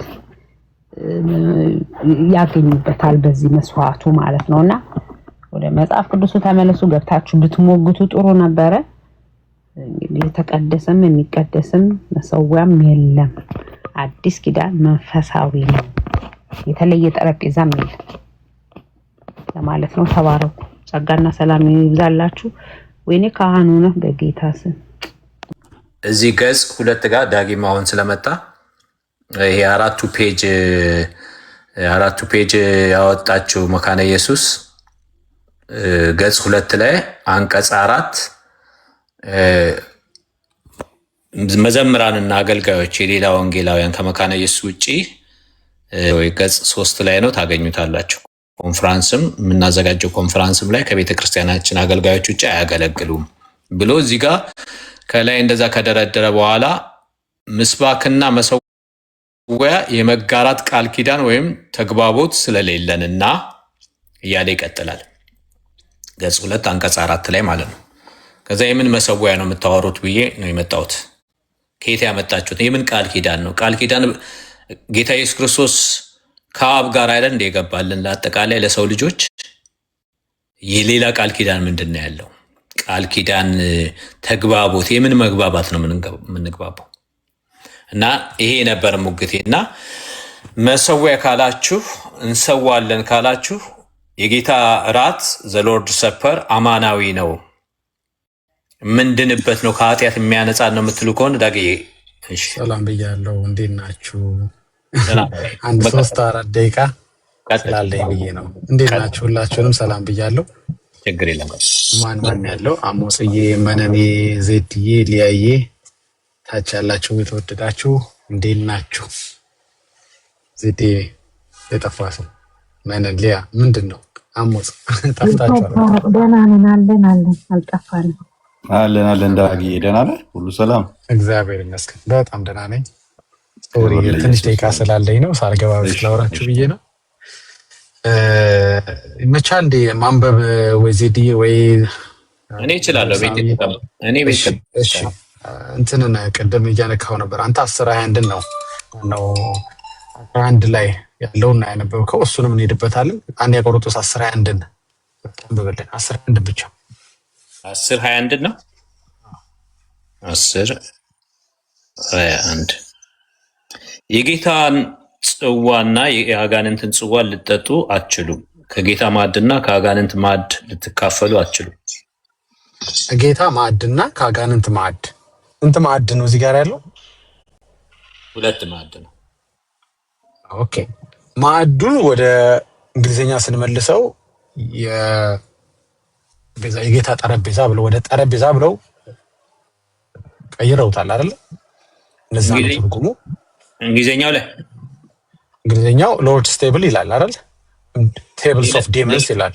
ሌላኛው ቨርዥን ነው እኔ ያስኩት ላይ አይደለምሰይ you cannot drink the cup of the Lord and the cup of demon too ይላል። ሌላኛው ቨርዥን ኪንግ ጄምስ ላይ ጄምስ ላይ ሊሆን ይችላል። ኪንግ ጄምስ ላይ ወስደው ነው እንግዲህ ኦርቶዶክሶች ማዕዱን ጠረጴዛ ነው ብለው አይደል? ሎርድስ ቴብል ነው ብለው ነው እንግዲህ መሰዊያ የሚል የመጣው ከጠረጴዛው ተነስተው ነው አይደል?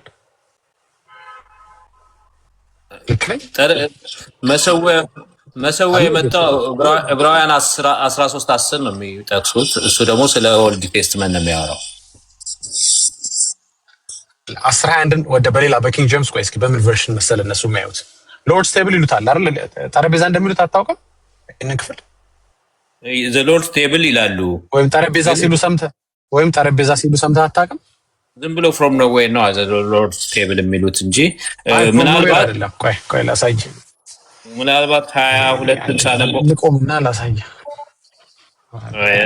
ወደ እንግሊዝኛ መልሱትና ኪንግ ጄምስ ላይ ወይም ሌላ ቨርሽን የለም አይደለ? በኦርቶዶክስ አለ እንግሊዝኛው ላይ አለ። ቆይ ላሳያችሁ እኮ እነሱ ይላሉ። ወይ ታምናለች ፍቼ ወይ በቪዲዮ ላሳይ። ቴብል ትላለች ቤተክርስቲያን ያው ታቦት ነው። ቤተክርስቲያንማ አትልም። ጠረጴዛ የለንም እኮ ብለው ነው አሁን ችግር የመጣው ጠረጴዛ የለንም በማለታቸው።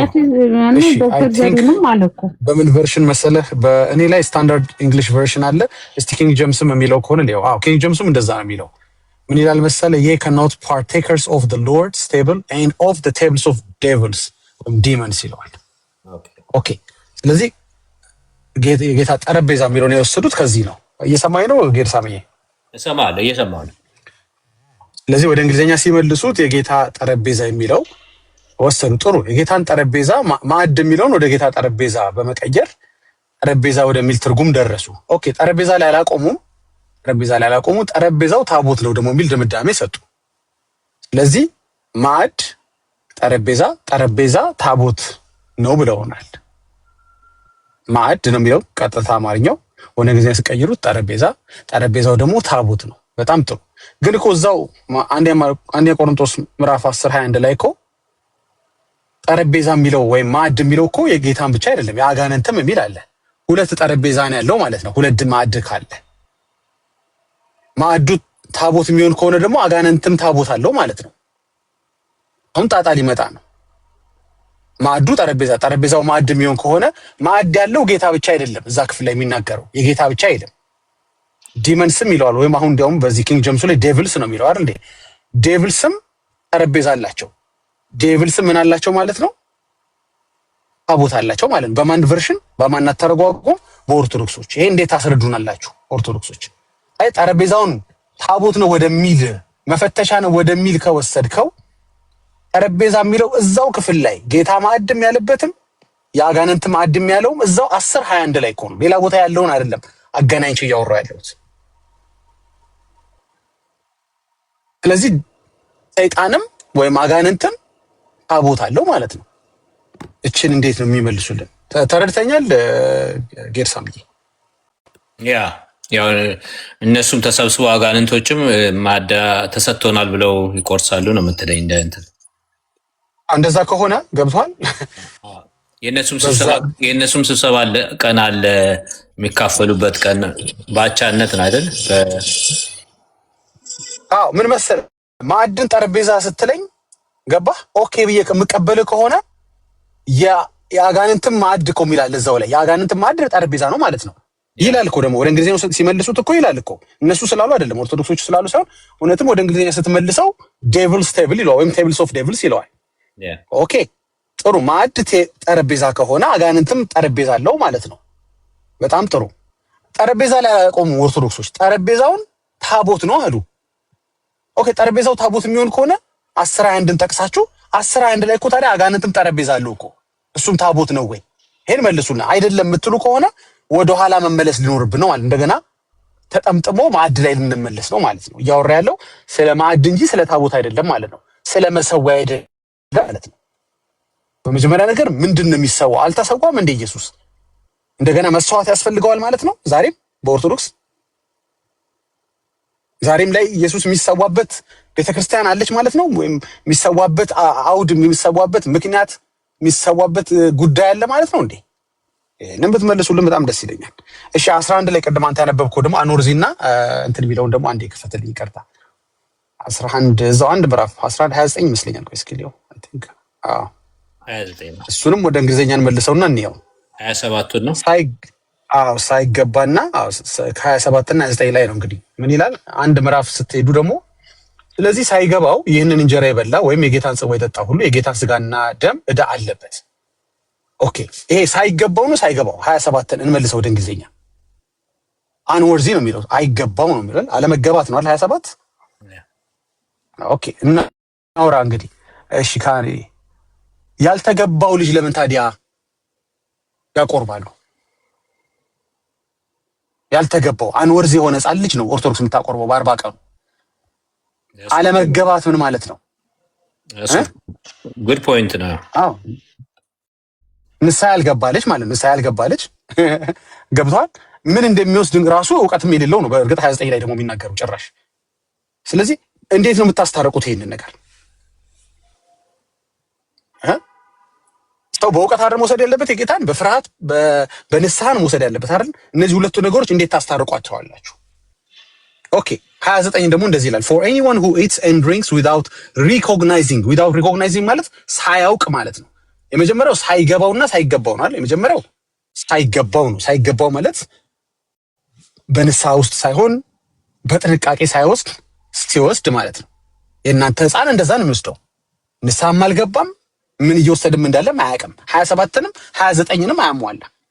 ስለዚህ 29 ላይ without recognizing ምን እየወሰደ ምን እየተከናወነ እንዳለ እንኳን እውቀት ሳይኖረው ማለት ነው። እንዲህ አይነት ቁርባን የምትሰጠው ማን ነች? ኦርቶዶክስ ነች።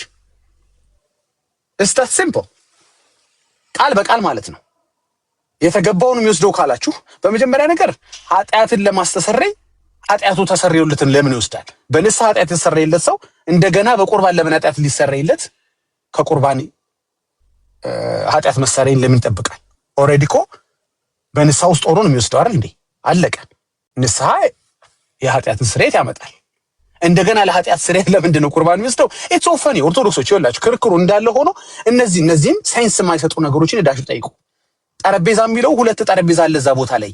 አንዱን ታቦት ካረግነው አንዱን ምንም በለው አንዱን ማዕድ ይላል፣ አንዱን ማዕድ ነው በአማርኛ። በእንግሊዝኛ ስንቀይረው ሁለቱንም ቴብል አለው።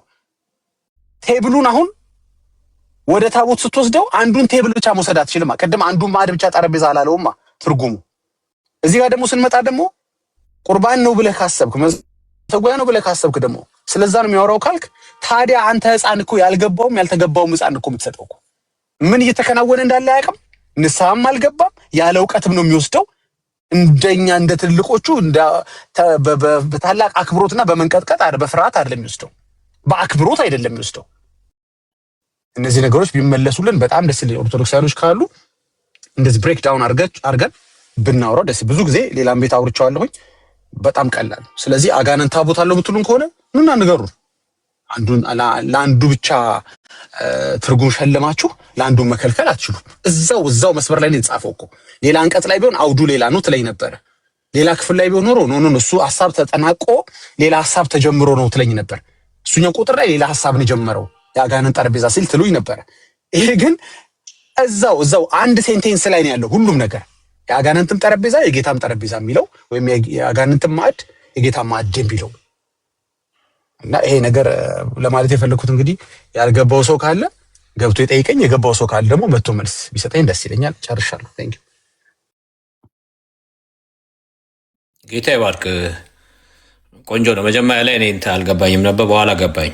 ለካ በታቦት አቅጣጫ ነው የሄድከውና በኋላ ላይ ገባኝ ጋችሁ። አንዳንዴ እኮ አንተን መከታተል በተለይ ድክም ባለ ሰዓት በጣም ከባድ ነው እኮ የምትሄድበት መንገድ ዳጊ እና እንደዛ ነው። እስኪ ይህንን አይቃወማለሁ የዳጊ እንትን አሁን እንዳለው አብሮ ከተቀመጠ ሌላም ታቦት አለ ማለት ነው። በጣም ቆንጆ ሙግትን ያቀረበው። እንደገና ደግሞ አንደኛ ቆሮንቶስ 11 ላይ ወደ ህፃናት እንትን ብሎት በጣም ቆንጆ ሙግት አቀርቧል። ምክንያቱም በተለይ የገባው የሚለው ምንም ጥርጥር የለውም፣ ህፃኑ ሊገባው አይችልም። እንደው የተገባ የሚለው ኃጢአት የለበትም እንኳን የሚለውን ኮምፕሮማይዝ ብናደርግ የገባው የሚለው ላይ ህፃኑ መውሰድ አይችልም። አክቹዋሊ ህፃን አይወስድ። በ40 ቀን እኮ ህብስቱን አይበላም ወይኑን አይጠጣም። ጀስ እንዲሁ እንትን ነው።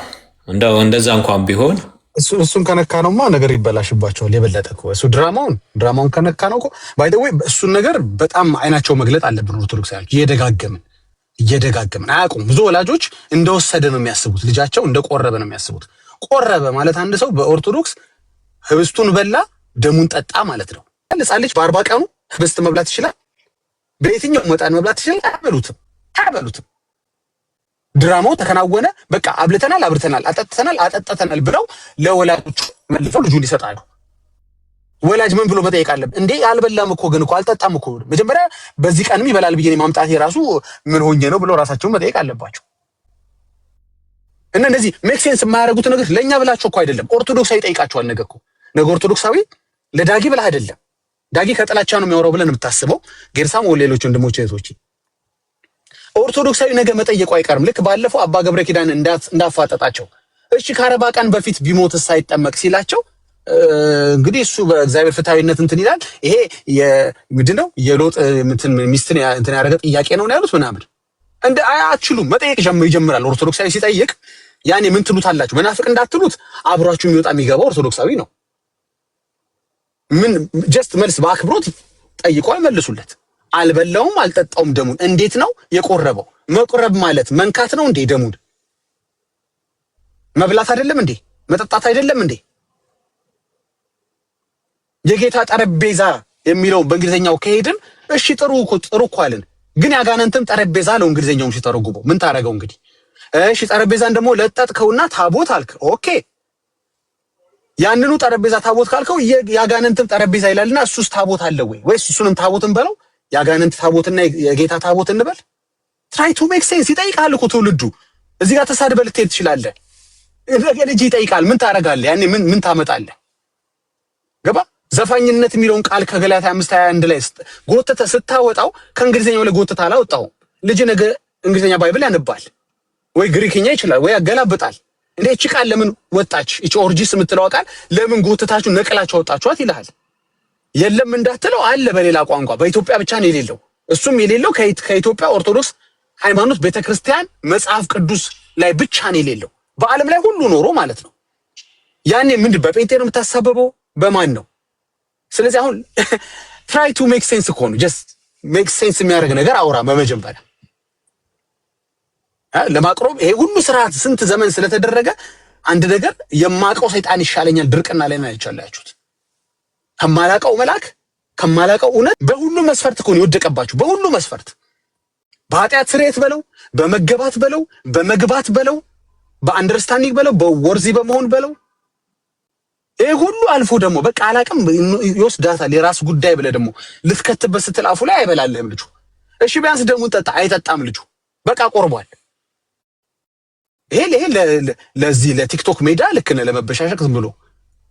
ግን ኦርቶዶክሳዊ እናትን ምን ብለህ ታሳምናታለህ እኮ? ነገ መጠየቅ የጀመረች እናትን ምን ብለህ ታሳምናታለህ? ኔክስት ጀነሬሽንን ምን ብለህ ታሳምነዋለህ?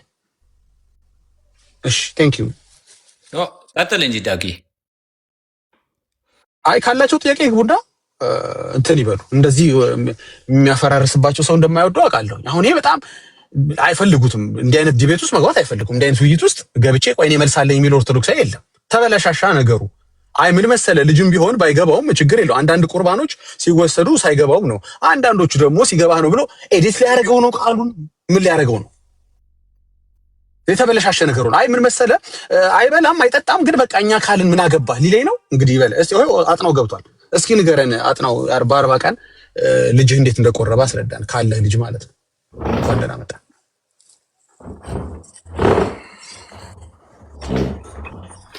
አለ አጥናው ማለት ሰላም ብያለሁ። እንዴት ናችሁ? እንኳን ደህና መጣ። እግዚአብሔር ይመስገን። እንኳን ደህና ቆያችሁ። ያው መጀመሪያ ጨረስከው እኮ ይሄ ነው ብለህ ጨርሰህ እንደገና እንድትጠይቀን ትችላለህ። አንተ እንደማይሆን እንደማበላሽባችሁ ነገር አውቃለሁ። በኋላ መጠየቁ ይሄ ትክክል ነው ወይ ተገቢ ነው ወይ? ይቅርታ ስላበላሻሽባችሁ ይቅርታ። ሪቪል ማድረግ ያው የኔ ስራ ስለሆነ ነው እንደዚህ ሐሰትን መግለጥ። እስቲ አንተ ንገረኝ በ40 ቀን ሕፃን ልጅ እንዴት እንደቆረበ። እኛ የምናውቀው ከእናት ወተት ውጪ ወደ አፉ እንደማይገባ ነው። በተፈጥሮ በእግዚአብሔር ፈቃድ መሰረት የእናት ወተት ብቻ ነው ወደ ልጅ ሰውነት ሲገባ ምንም ችግር የማይፈጥረው የማይታመመው የማይሞተው ማለት ነው። እስኪ እናንተ ሳታቆርቡ በማስነካት ብቻ ለዛው የምታስነኩት ህብስቱንም አይደለም ደሙን ብቻ በማስነካት መቁረብ አለ ወይ? መንካት ነው ወይ መቁረብ? እስኪ ይሄን መልስል። ይቅርታ ግን ነገራችሁም ስላበላሸውባችሁ ይቅርታ በጣም በመጀመሪያ አንተ ነህ ያበላሻሸው እንጂ እንትም እኮ ስርዓቱ አይበላሽም። ያው አንተ ራስህ ስለተናገርኸው ስርዓቱ ሳይሆን የሚበላሸው አንተንም ትበላሸው ገብቶሃል። ስለዚህ አንተ የተናገርኸው ነገር ምንም እንትን አይሰጥም። ለምንድን ነው እሺ መልስ ወደ መልሱ እንሂድ። በ40 ቀኑ ሕፃን ልጅ እንዴት እንደቆረበ እባክህን ሂድ። አዎ ሕፃናትን ለምንድን ነው የምታቆርቡ? ከሆነ ጡት ይጠባሉ ብለሃል አይደል? አዎ ይጠባሉ ሕፃናት። አዎ በጡት ነው የምትሰጧቸው? እሺ አሁን እንትኑን ጽዋውን ብትሰጣቸው ያን መውሰድ አይችሉም? ሕፃናት ካፋቸው ሲታደግ ያን መጠጣት አይችሉም? አይችሉም። መግባት ይችላል፣ ይገባል፣ ይሞታሉ፣ ይታመማሉ። ስለዚህ አትሰጧቸው። ለምንድን ነው የሚሞቱት? ከእናታቸው ወተት ውጪ ወደ ውስጥ ወደ ሰውነታቸው መግባት ስለማይችል። ማን ነው እንደዛ ያለ? ሎጂክ ነው? ተፈጥሮ የእግዚአብሔር ተፈጥሮ። ስለዚህ አንተ በሎጂክ ነው እንጂ አማኝ አይደለህም ማለት ነው። የእግዚአብሔር ተፈጥሮ ሎጂክ አይደለም። አንተ ሎጂክ ነው በእርግጥ ኦርቶዶክሳዊ ስለሆንክ። ለኛ ክርስቲያኖች ግን የእግዚአብሔር ስራ ሎጂክ አይደለም። ይሞታሉ አልክ ወንድሜ። እግዚአብሔር ተፈጥሮ ነው እንጂ እንዳንተ ሎጂክ አይደለም የምናምነው። ስለዚህ ይጠጣሉ፣ ደግሞ ይጠጣሉ። አዎ ስትሰጣቸው ይጠጣሉ። ምንም እንትን የላቸውም። ሕፃናት እኮ ይወስዳሉ። አፋቸውን ክፍት አድርገህ ካፋቸው ውስጥ አድርገው ይወስዳሉ። ምንም እንትን ኤርሚ መታል። እሺ በቃ ተው፣ ችግር በቃ እሺ። ህብስቱንስ ይበላሉ አይደል? ህብስቱን ይበላሉ። ህብስቱ አይሰጣቸውም እንትን ስለሆኑ። አሃ ግማሽ ቁርባን ነው የሚሰጡት ማለት ነው። ምን ማድረግ አይችሉም? ይሄ ነው ስርዓቱ። ምን ማድረግ አይችሉም? ያንን አላምጦ እንዳንተ ልክ እንደ ትልቅ ሰው መውሰድ። ለምን አያላምጡም? ሎጂክ ለምን ታወራለህ? ያላምጣሉ እንጂ ሎጂክ አታውራ። ቅድም ሎጂክ አታውራ ይጠጣሉ። ለህፃን ልጅ ለምን አያላምጡም? እቺ መልስ ይባል። ለምን አያላምጡም? ያው አንተ እንትን ዝም ብሎ እንትን የማይሰራ እንትን እኮ ነው የምታወራለህ። አንተ እኮ ነው ሎጂክ ያልከኝ እኮ። አይጠጡም አይበሉም ስለ ኖ ይጠጣሉ አልከኝ። ለምን ስለ ሎጂክ ነው የምታወራው? ሎጂክ ከሆነ አንዱ ለአንዱ ሎጂክ ግማሽ ሎጂክ አትጠቀማ። ስለዚህ ሎጂክ ይኸውልህ ቆይ ስማ፣ የማይጠጡ ከሆነ አይበሉም፣ የሚጠጡ ከሆነ ይበላሉ። ምክንያቱም አንተ ሎጂክ ነው ብለኛ። እኔ ጌታን ተፈጥሮ ሳወራ እውነታውን ሳወራ አይደለም ካልክ እንግዲህ እውነታውን ነው የማወራው። የኔ ጥያቄ አንተ ቆሎ ትሰጣቸዋለህ ወይ ለህፃናቶች ነው የምልህ።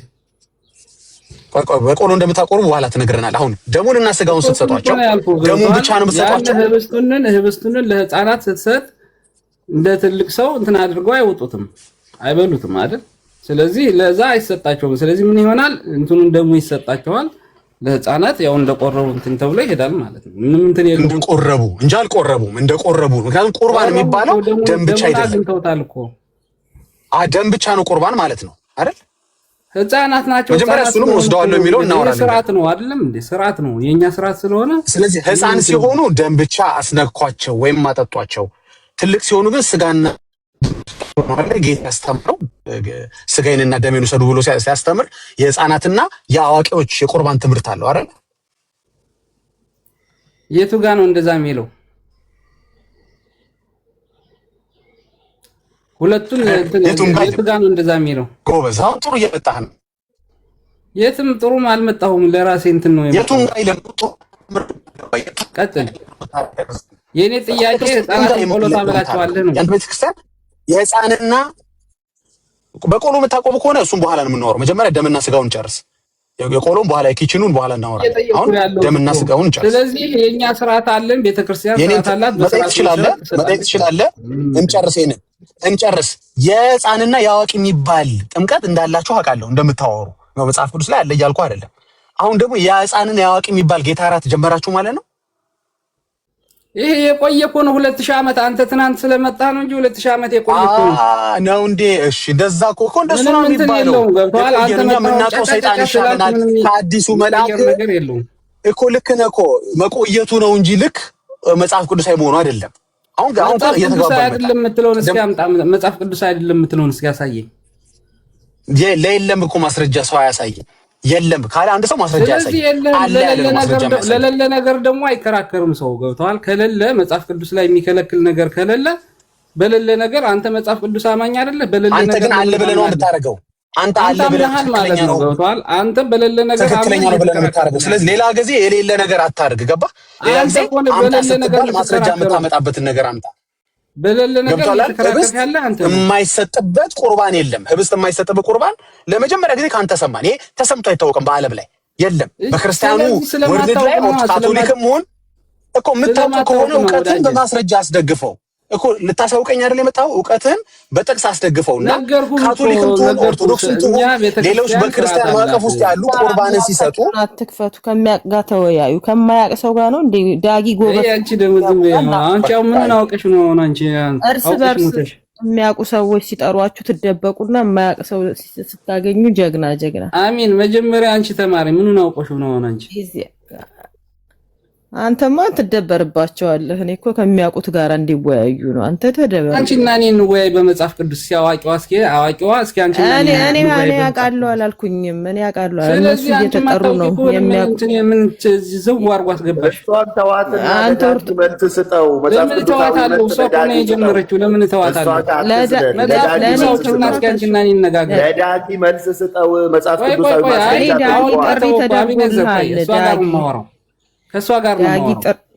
አንተ በተደበርባቸው በእናትህ ከአንቺ ጋር ነው የማወራው። ወረድ አስወርጃታለሁ። አታችሁ ነሽ ታብታብ አድርጌ ቀጥል። ኦኬ እኔ በዚህ ላብቃ። ኤርሚም ስለመጣ ከሌሎች ወንድሞች ጋር ይቀጥል። እችን ጥያቄ ልጠይቀው። አንደኛ ለተናገርከው መጽሐፍ ቅዱስ ያደርገው። እኛ የጌታ ራት ማለት ደም ብቻ ነው ብለን አናምንም። የጌታ ራት ማለት የጌታ ደምና ስጋ ነው ብለን ነው የምናምነው። እኔ ማስረጃ አመጣለሁ። አንተ ደግሞ የጌታ እራት እንደ ሁኔታው ደም አንዳንዴ ይሆናል። የጌታ እራት ቆይ ዳጊ፣ የጌታ እራት ለድነት ነው ብለህ ነው የምትወስደው አንተ? ወንድሜ ርዕስ መቀየር አትችልም።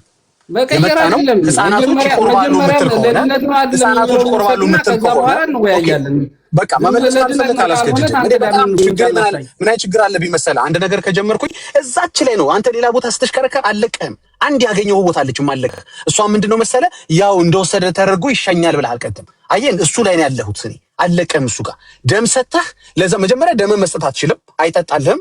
ገባ? ጠጥቷልም ካልከኝ ይኸው እዚህ ጋር አለ ኤርሚያስ። ቁርባን ላይ ፊዚካሊ የተገኘ ሰው አለ እናያለን። ሌላም ሰው አለ ደም ይወስዳል የሚል ካለ ደፋር ካለ ይምጣ። ኦኬ እንደ ወስዷል ብለን እንውሰድልህ። እሺ ደሙን ጠጥቷል እንኳን ብለን ብንወስድልህ ግማሽ የሚባል ቁርባን የለም።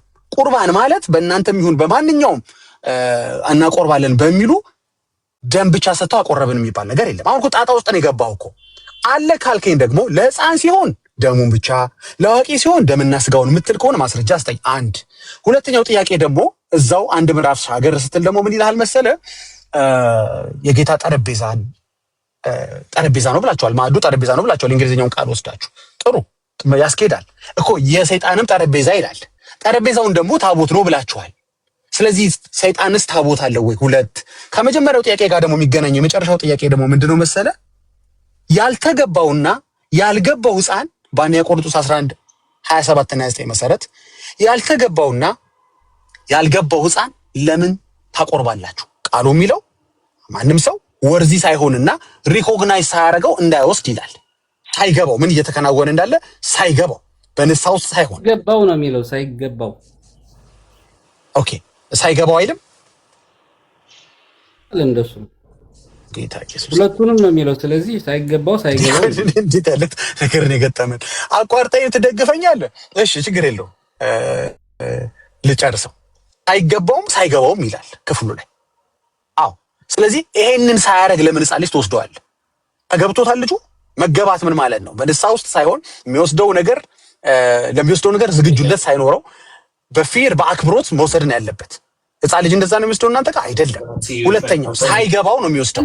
ሪኮግናይዝ ሳያደርገው ዳጊ ከአንተ ጋር ችግሩ ምን እንደሆነ ታውቃለህ? አንተ ራስህ ታመጣለህ እንትኑን አንተ ራስህ መልሰህ ትክክል እንዳልሆነ ትናገራለህ። ገብቶሃል? ልትጠይቀኝ ከሆነ እኔን ጠይቀኝ፣ እኔ ልመልስልህ። ገብቶሃል? አንተ ራስህ ትጠይቅና አንተ ራስህ መልሰህ ትክክል አይደለም ትላለህ። ገብቶሃል? እንደዛ አይደለም። እንደዛ ነው የሚባለው። መጀመሪያ የራሴን ነው የማስቀምጠው። እኔ ራሴን አስቀምጣለሁ። ኦፍ ኮርስ የራሴን አስቀምጣለሁ። የራሴን መረዳት አስቀምጥና ቆይ ስማ፣ የራሴን መረዳት አስቀምጥና አንተ ደግሞ የራስን መረዳት እንድታስቀምጥ እድል እሰጥሃለሁ። ለምንድን ነው አንጠልጥለህ አበለሻሽተብኝ የምትሰጠኝ? አይባልም። አበለሻሽቼ ብትሰጠህ አንተ ደግሞ ይሄ የሚባል ቃል ስላለኝ በዚያ አቃናዋለሁ ትለኛለህ። ለኔ ጠይቀህ ራስህ አትመልስ ነው የኔ ችግር እየጠየቅኩ ያለሁት። እንደዛ አታድርግ። ጠይቀኸኝ ያልገባው ሕፃን ልጅ ለምን ታቆርባላችሁ? የመጀመሪያው እንደዛ ብለህ ጠይቀኝ። ሳይገባው አንደኛ ያልተመለሰልኝ ጥያቄ አለ። የትኛው ሐዋርያ ነው ስጋ ሳይሰጥ ደም ብቻ ሰጥቶ ያቆረበ ወይም የቆረበ ካለ ትነግረኛለህ? አንደኛ ወይ ደግሞ የትኛው መጽሐፍ ቅዱስ ክፍል ነው እንደ ሁኔታው ደም ብቻ ስጡ የሚል አንተ ቤተክርስቲያን ለሕፃናቶች እንደምታደርገው? አንድ ይሄን አልመለስከውም። ጥቅስ ካለ ስጠኝ። ሁለተኛ ደግሞ ያልገባው ሕፃን ለምን ታቀርባለህ? ያልተገባው ላይ እንመጣለን። እስቲ ያልገባው ሕፃን ለምን ታቆርባላችሁ? እሺ እኔ አሁን ልመልስልህ። አሁን መልስልህ። እሺ አመሰግናለሁ። በመጀመሪያ ደረጃ እዚህ ያላችሁ ስጋው ደግሞ ለድነት ይሆናል ወይም ደግሞ ለኃጢአት ስርየት ይሆናል ብላችሁ ሁላችሁም አትወስዱም። አንደኛው ይሄ ለምንም እንበል የጠየቁን ጥያቄ መልስ ማትመልስልኝ ከሆነ ሌሎች ለመመለስ ፈቃደኛ የሆኑ ሰዎች ሊኖሩ ይችላሉ። አይ እኔ በርዕሱ ማወራው እኔ ማወራው በርዕሱ በተነሳንበት ነው ማወራው፣ በተነሳንበት ሐሳብ ነው ማወራው። አሁን ለምንድን ነው የሚወሰደው? ለምን የሚወሰድ ወዳጅ ስማ፣ የጌታ እራት ለምን የሚወሰድ አሁን እሱ የዛሬ ውይይታችን አይደለም። ለምንም ውሰደው፣ ለምንም የምትወስደውን ያን ነገር ስትወስደው ግን ሳይገባው ወይም ሳይገባው የሚለው አይገባህማ። ገብቶሃል? ለምንም ካልሆነ ስጋው ደግሞ ለምንም ካልሆነ ሳይገባው ወይም ሳይገባው የሚለው ምን ያደርጋል? ገብቶሃል? ለምንም እናንተ የምትወስድበት ምክንያቶች ብዙ ሊኖሩ ይችላሉ። በኋላ እናወራቸዋለን። አንተ የምትወስድበት ምክንያት ትነግረኛለህ። ያልገባው ልጅ ለምን ይወስዳል? አንድ ለምንድን ነው ስጋ የማይወስደው? መጀመሪያ ይሄንን ለማወቅ ማለት ነው። እንደዚህ አይነት የጌታ እራት ላይ እየተናገርኩ ምኑን ላወራው? እሺ ጨርስና ስጨርስ ነው ያወራል። ጨርስ። ከጥያቄዎች አታውራ ከቻልክ እባክህ። ከከበደ ሌላ ሰው የሚረዳኝ ሰው አወራለሁ። ኦኬ፣ መጀመሪያው ጥያቄ ለምንድን ነው ደም ብቻ የምትሰጡት? ደም ብቻ መስጠት የሚባል ቁርባን አለ ወይ? ካለ ጠቅስ ነው ፈልገው። አዎ ብለህ አንተን አስተያየት እንድትነግረኝ ሳይሆን ካለ ማስረጃ ያደረገ ሐዋርያ የተደረገበት ኦኬዥን ካለ ምክንያታዊ ከሆናችሁ እና ጠቅስ ካለ ስጠኝ። ስለዚህ ከዛ ምን እንረዳለን? ከዛሬ ውይይታችን እንደ ሁኔታው ደም ብቻ በመውሰድ ሰዎች እንደቆረቡ መታሰብ ይችላል። ሰው የምንለው እንግዲህ ሕፃንን ነው አይደል እንዴ? በጣም ጥሩ። ሁለተኛው ጥያቄ ደግሞ ያልተገባው ላይ እንመጣለን። ያልተገባው ሕፃን ላይ ለምን ትሰጣላችሁ? ማነው ሪኮግናይዝ ያላደረገ? ይቅርታ አማርኛው በደንብ ግልጽ አይሆንም። የሚያደርገውን ነገር ምን እየተከናወነ እንደሆነ ሪኮግናይዝ ያላደረገ ይላል። አንደኛ ቆሮንቶስ ምዕራፍ 11 ቁጥር 29 ላይ ያለውን ነው እየጠየቅኩ ያለሁት፣ 27 ላይ ያለውን አይደለም። እሺ መልስልኝ። እነዚህ ናቸው ሁለት ጥያቄዎች። መሀል እንዳትገባ እሺ። ከዚህ በኋላ እኔ ዝም ብዬ ነው የሰማሁህ፣ መሀል ላይ እንዳትገባ እሺ። አመሰግናለሁ። በመጀመሪያ ደረጃ እዚህ ያላችሁ ሁላችሁም የጌታ እራት ወይም ደግሞ ስጋው ደግሞ ለድነት አይደለም ለኃጢአት ይቅርታ ያሰጣል ብላችሁ አታምኑም ሁላችሁም። ስለዚህ ግን እናንተ መጣችሁ ግን ለምንድነው ሕፃናት ደሙን ብቻ ይወሰዱት ትላላችሁ? ምንም አይጠቅም ከሆነ በእናንተ ቤት ስጋው ደግሞ ምንም አይጠቅም ከሆነ ይሄ ጥያቄ ሲጀመር መጠየቅ አልነበረባችሁም። እኛ ግን ለምን እንወስዳለን? ስጋው ደግሞ ለምንድን ነው የምንወስደው ሲባል እስኪ ጀርሳ መጽሐፍ ቅዱስ እዚህ ከሆነ አንብልኝ። እንዳታነብለት የጠየቁት ጥያቄ ለምን ትወስዳላችሁ? አይ እንዴ ምንድነው? አንተ ግን ለምንም ውሰደው መጽሐፍ ቅዱስ ምክንያትህ ምንም ይሁን አሁን ለጊዜው ለዛሬ ምክንያትን አልቃወመው። ለዛሬ ስለዚህ በቃ ለድነት በለው እንትን ከሆነ በቃ ብቻህን አውራ። እኔ ታችሁኝ እንትላል ብቻህን አውራ። መውረድ ትችላለህ ወዳጄ፣ ማትመልስልኝ ከሆነ መውረድ ትችላለህ። እኔ ለራሴ መጽሐፍ ቅዱስ አምጥቼ ልመልስ ነው። ለመድገም ፈቃደኛ ነኝ። ከየት አመጣው? ግልጽ ላድርግልህ፣ ለመጨረሻ ለሶስተኛ ጊዜ ግልጽ አደርግልሃለሁ። ማይኬን ሚውት አደርግልሃለሁ። ጥያቄ ለምን ትወስዳለህ አይደለም፣ ለፈለከው ምክንያት ውሰድ። ለዛሬ ማለት ለፈለከው ምክንያት ውሰድ። በሱ ላይ አንወያይም። ከኔ ጋር ከሌሎች ወንድሞች ጋር መወያየት ይችላል። እንደዛ ከሆነ ሳይገባው የሚለውን እንትን ልትረዳው አትችልም እኮ ነው የምልህ። ገብቶሃል? ሳይገባው ወይም ሳይገባው የመጀመሪያው ጥያቄ ልድገምልህ። አይ ጥያቄ ነው። የመጀመሪያው ጥያቄ ሳይገባው ወይም ሳይገባው አንድ ሰው ልጅ ሰው የሆነ ሕፃን ልጅ ለምንድን ነው ደም ብቻ የሚሰጠው? ቁርባን ላይ መጀመሪያ እናንተ ናችሁ ደም እንሰጣለን ያላችሁ። እኔ ደም መስጠታችሁን አንተ ነህ ዛሬ ደፍሬ የሞገትከው። ሕፃን ልጅ ከእናቱ ጡት ውጪ በተፈጥሮ ራሱ አይወስድም። ምናልባት ግን ቢወስድ ኦፍ ኮርስ ይታመማል ወይም ይሞታል። ይሄ እንግዲህ ባዮሎጂካሊም ተፈጥሮ ማለት ሎጂክ አይደለም። ሎጂክ ነው ሲለኝ ሰምታችኋል። የጌታን ስራ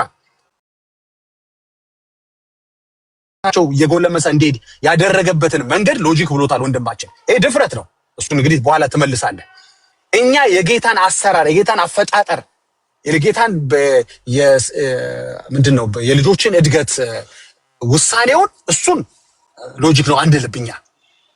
ኦኬ። ስለዚህ የማይጠጣበትም የማይበላበትም ምክንያት ልጁ በዛ ወቅት እንዲበላና እንዲጠጣ ተፈጥሮም ስለማይፈቅድለት ይጠጣል አልከኝ። እሺ ችግር የለም አንዱን ልቀበል። እሺ ይጠጣል ብለን እንውሰድ። መጠጣት ብቻ ነው እንዴ? ሎጂክ ማይሰራ ምን እንደሆነ ታውቃለህ? ያንተ ሎጂክ ማይሰራው 2000 ዓመት ህፃናት እየወሰዱ ነው ያሉት፣ ግን አልሞቱም። ገብቶሃል? ለምን 1 ቢሊዮን ዓመት አይወስዱትም እኮ? ያንተ እኮ ችግር እኮ ነው እኮ። የኦርቶዶክሳውያን ችግሮች ምን መሰላችሁ? ረጅም ዓመት ጠንቁለናል። ስለዚህ ጠንቁልና ቅዳሴ ነው ልትለኝ ነው። ገባህ አይደል? አየህ ነገሩ መርዘሙ ነገሩ ልክ ያደረገው አንተ አሁን እኔን ተወኝና ምናልባት አንድ ኦርቶዶክሳዊ ይሆናል ውይይታችን እየሰማ ያለ አንተ እንድትመልስለት የሆነ እኔን አፌ እንድታስይዝ የሚፈልግ አንዳለ ጥቅስ አንስተህ የማይበሉበት ምክንያት ብለህ ይሄንን ጥቅስ ስጠኝ። አንዳንድ የቁርባን ግማሽ ሊሆን ይችላል። አንዳንድ የቁርባን ከንፈር ብቻ በጣቱ ቄሱ እንደሚያስነካው በማስነካት ብቻ ሊያበቃ ይችላል እንደ እድሜው የሚል ጥቅስ ካለ የሚደገፍ ክፍል ካለ ንገረን። እኛ እስከምናውቀው ቁርባን ከተወሰደ የግድ ደሙም ስጋውን መወሰድ አለበት። አይ ተፈጥሮ ራሱ እየተቃወማችሁ ነው። የጌታ ቃል ብቻ አይደለም እኮ ራሱ ተፈጥሮ እየተቃወማችሁ ነው። ላርግ ጥሳችሁ እሱ እናረጋለን እናቆርባለን ብላችሁ በግዴታ ስትሄዱ ተፈጥሮ ራሱ ኖ እያላችሁ ነው።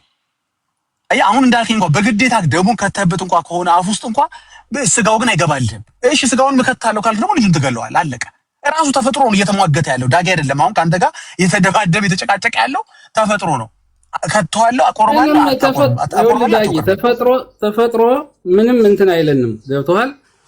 ተፈጥሮ ምንም እኛ ጋር የሚከራከረው ነገር የለም። አንተን እየተከራከርክ ያለው ከተፈጥሮ። ስለዚህ አስረዳኛ እንዴት ስጋውን ሳይበላ እሺ ደሙን ከተታችሁ እናንተ ከተፈጥሮ በላይ ስለሆናችሁ ተፈጥሮን ጥሳችሁ ደሙን አንቆረቆራችሁ አፍ ውስጥ ጥሩ ታወራላችሁ ከኤርሚ ጋር። እኔ ያልገባኝ ነገር ስጋውንስ እንዴት አድርጋ አስገባችሁ? እስኪ ንገረኝ። አልገባም አልከኝ ስጠይቅ። ኦኬ ሳይገባ ቁርባን አለው ያልኩህ በቃ እንደዛ እንደተቆረበ ተደርጎ ይወሰዳል አልከኝ። ስለዚህ እኔ እናንተ ስናወራ አንድ ኦርቶዶክሳዊ አንድ ወንጌል አማኝ እየሰማ ነው። የትኛው ነው መልስ? ጥቅስ የሌለው በቃ ግማሽ ቁርባን ነው የሚለው ነው መልስ?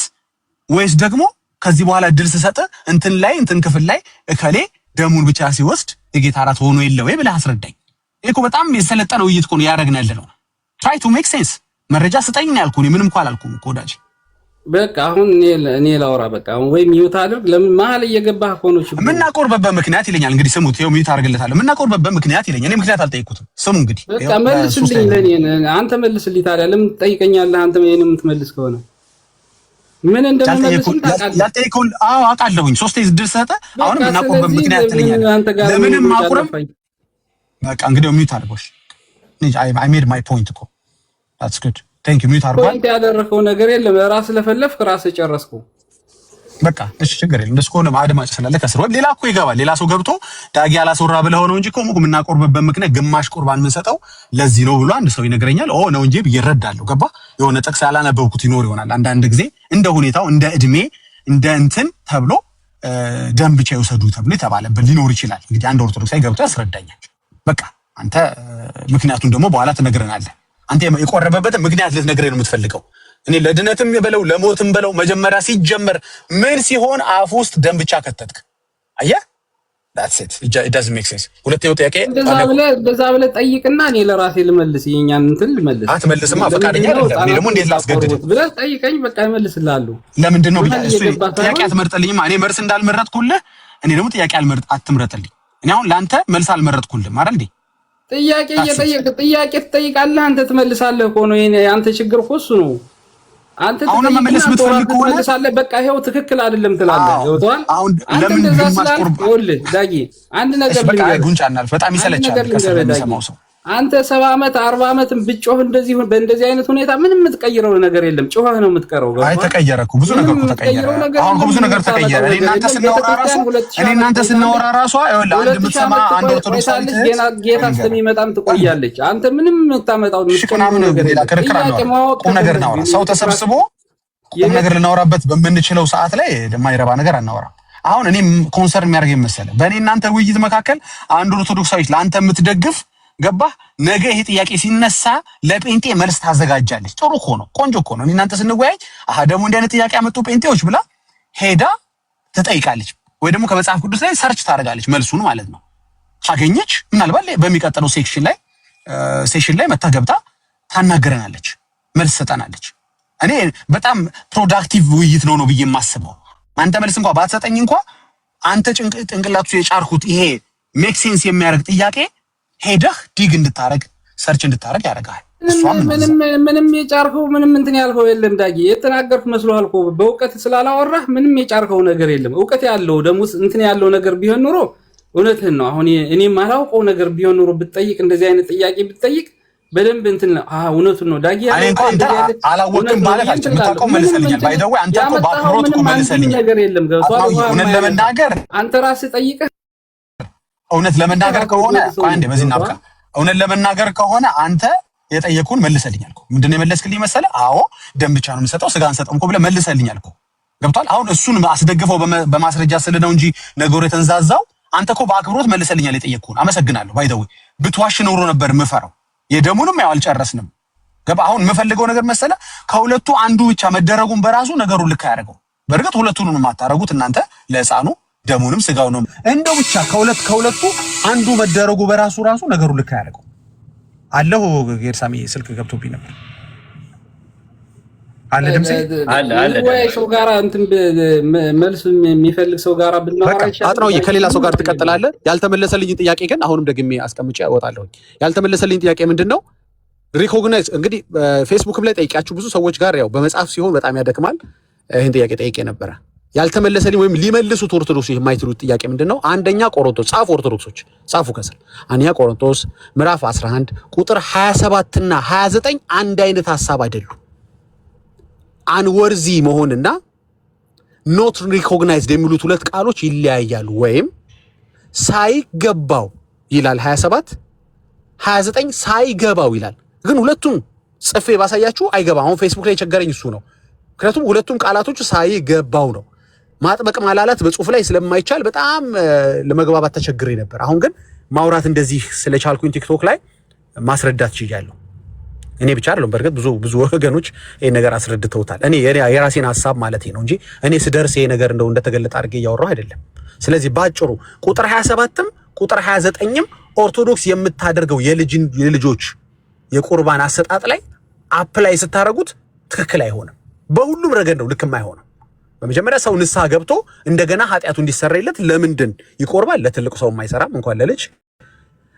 በመጀመሪያ ሕፃኑ ልጅ እንደገና ስትመልሱት ንስሐ ሲገባሉ ሕፃን ልጅ አይገባም። ወርዚ አይደለም ማለት ነው ልጁ። ኦኬ ተበላሸ ማለት ነው። ሕፃን ልጅ ላይ ቁርባን ተበላሸ። እስቲ ምናልባት በቁጥር 29 መሰረት ይሆናል ምናልባት የሚያቆርቡት ብለን ደግሞ ስንመለከት ደግሞ ሳይገባው ይላል። ቅድም ሳይገባው መለስ ሪኮግናይዝ ሳያደርገው ምን እየተከናወነ እንዳለ እንኳን ሳያውቀው ማለት ነው። ለምን ይሄ ሕፃን ልጅ ያልገባው ልጅ ለምን ታቆርባላችሁ? ይሄ መልስ የለም። አሁን እዚህ ቁጭ ብዬ መልስ የለም ብጠይቀኝ መልስ ነበር እኮ። ለዚህ ነው አንተ ራስህ መልስ ምልህ።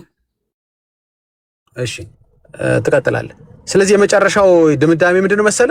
መልስ ካለ ትመልስላችኋለህ። ያው ምናጠምቅበት ምናቀርብበት እያልክ ሌሎች ዳይቨርት የምታደርገው ነገር ከኔ ጋር ስለማላስወራህ ነው።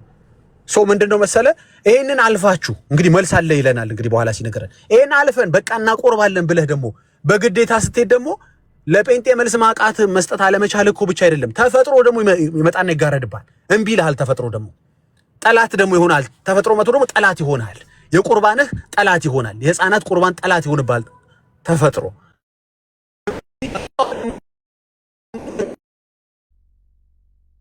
ቁርበት ታለው ካልክ ደግሞ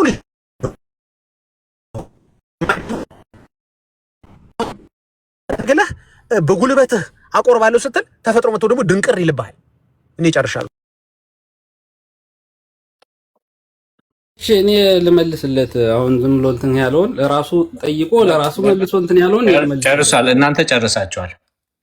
ልመልስለት እንጂ ጠየቀ እኮ ጥያቄውን ጠይቆ እንትን ብሏል። እኔ ልመልስለት። እሺ ኔትወርኩም ይዞታል። ከኤርሚ ጋር ኤርሚ ከተመቸ እስኪ ያናግረው አጥናውን። ከዚህ ልመልስለት እኔ ቅድም ስላላስወራኝ ነው እንጂ እኔ ልመልስለት። ሳይገባው ወይም ሳይገባው ነው የሚለው ጥቅሱ ማለት ነው። ሳይገባው ማለት አንድ ሰው ንስሐ ሳይገባ ማለት ነው። ህፃናት ንስሐ ኃጢአት የለባቸውም፣ ለምን ንስሐ ይገባሉ? ስለዚህ ህፃናት ይገባቸዋል፣ ይወስዳሉ። ቀላል እኮ ነው ይሄ። ህፃናት ሳይገባቸው ብለህ እንትን ልትል አትችልም። ህፃናት ኃጢአት ስለሌለባቸው ይወስዳሉ ቁርባኑ ማለት ነው። ምንም እንትን የለውም እኮ ቀላል እኮ ነው። እሺ እሱን እንደምንም ብንወስድ ሳይረዳስ የሚለው ህፃናት ይረዳሉ። ዳጊ እሱን ለማለት ነው። እሺ ይቀጥል ዳጊ፣ ያንተ ሙግት ስለሆነ አይችን ያዙልኝ። እኔ ከዚህ በላይ አልሄድም። ህፃናት ኃጢአት የለባቸውም ብሏል። ይሄ ደግሞ ሌላኛው ጽንፍ ኦርቶዶክስ ነው ማለት ነው። የትኛው ነው ቅባት ነህ ምንድነው የሚለውን በኋላ እናየዋለን ማለት ነው። የትኛው ነህ አንተ እንደዚህ ብለህ ስታወራ? በቃ ዳጊ አንተ ጋር ምንም ማውራት አይቻልም። አታውራ፣ ችግር የለም። እሺ ቀጥሉ። ኤርሚ ከቻልክ ቀጥሎ፣ ወይም ሌሎች ወንድሞች። ዳኒም ገብቷል። ዶክተር ዳኒ ሰላም ብያለሁ። እንዴት ነው? ተጠይቃችኋኛል። እኔ ደግሞ ጠይቃችሁ ቀጥሉ። እንትን አጥናው ስውሩ እሳተ ገሞራ ላስገባልህ እንዲወያይ ጥያቄ ልጠይቅ። እኔ ጀርሳም እናንተ ጠይቃችኋል፣ እኔ ደግሞ ልጠይቃችሁ። እኛ ጥያቄ ያለን እኮ ጥያቄ ያለኝ ብዬ የገባሁት እኔ ነኝ። አንደኛ መሰዊያ ብዙ ሰሞኑን የሚሰማ ነው እና መሰዊያ በአዲስ ኪዳን ውስጥ አምጡ ብዬ ጠይቄ ያለውኝ ጥቅስ የለም። ብዙ ሰዎች ገቡ፣ ራሊ ገባ፣ አዳም ገባ፣ ሲፕሮስ ገባ፣ ወፍ የለም መሰዊያ እና ይሄ መሰዊያ ተብሎ መሰዊያችን ተብሎ ሰዎችን አይሶሌትድ ወንድሞች አገልጋዮችን አይሶሌትድ ለማድረግ ምክንያት ተደርጎ የተጻፈ ደብዳቤ አለ። ያው የቤት ጉዳይም ቢሆንም ከእንግዲህ አደባባይ ስለወጣ እንወያየዋለን እና እናንተም ደግሞ ይህን መሰዊያ አበባና ፋርፋ ናቸው በዚህ ጉዳይ ላይ ስለምታምኑ መሰዊያ ያለ ስለምትሉ ባለፈው ገብቼበታለሁኝ። መሰዊያውም ሊቀ ሊቃውንት ዘሪሁን እንዳሉት ጣውላ አይባልም አሉ። አኬ ደግሞ ጣውላ ነው አሉ። የትኛው እንደሆነ አይገባንም። መንበሩ ይሁን ወይስ ደግሞ ጽላቱ ይሁን አናውቅም።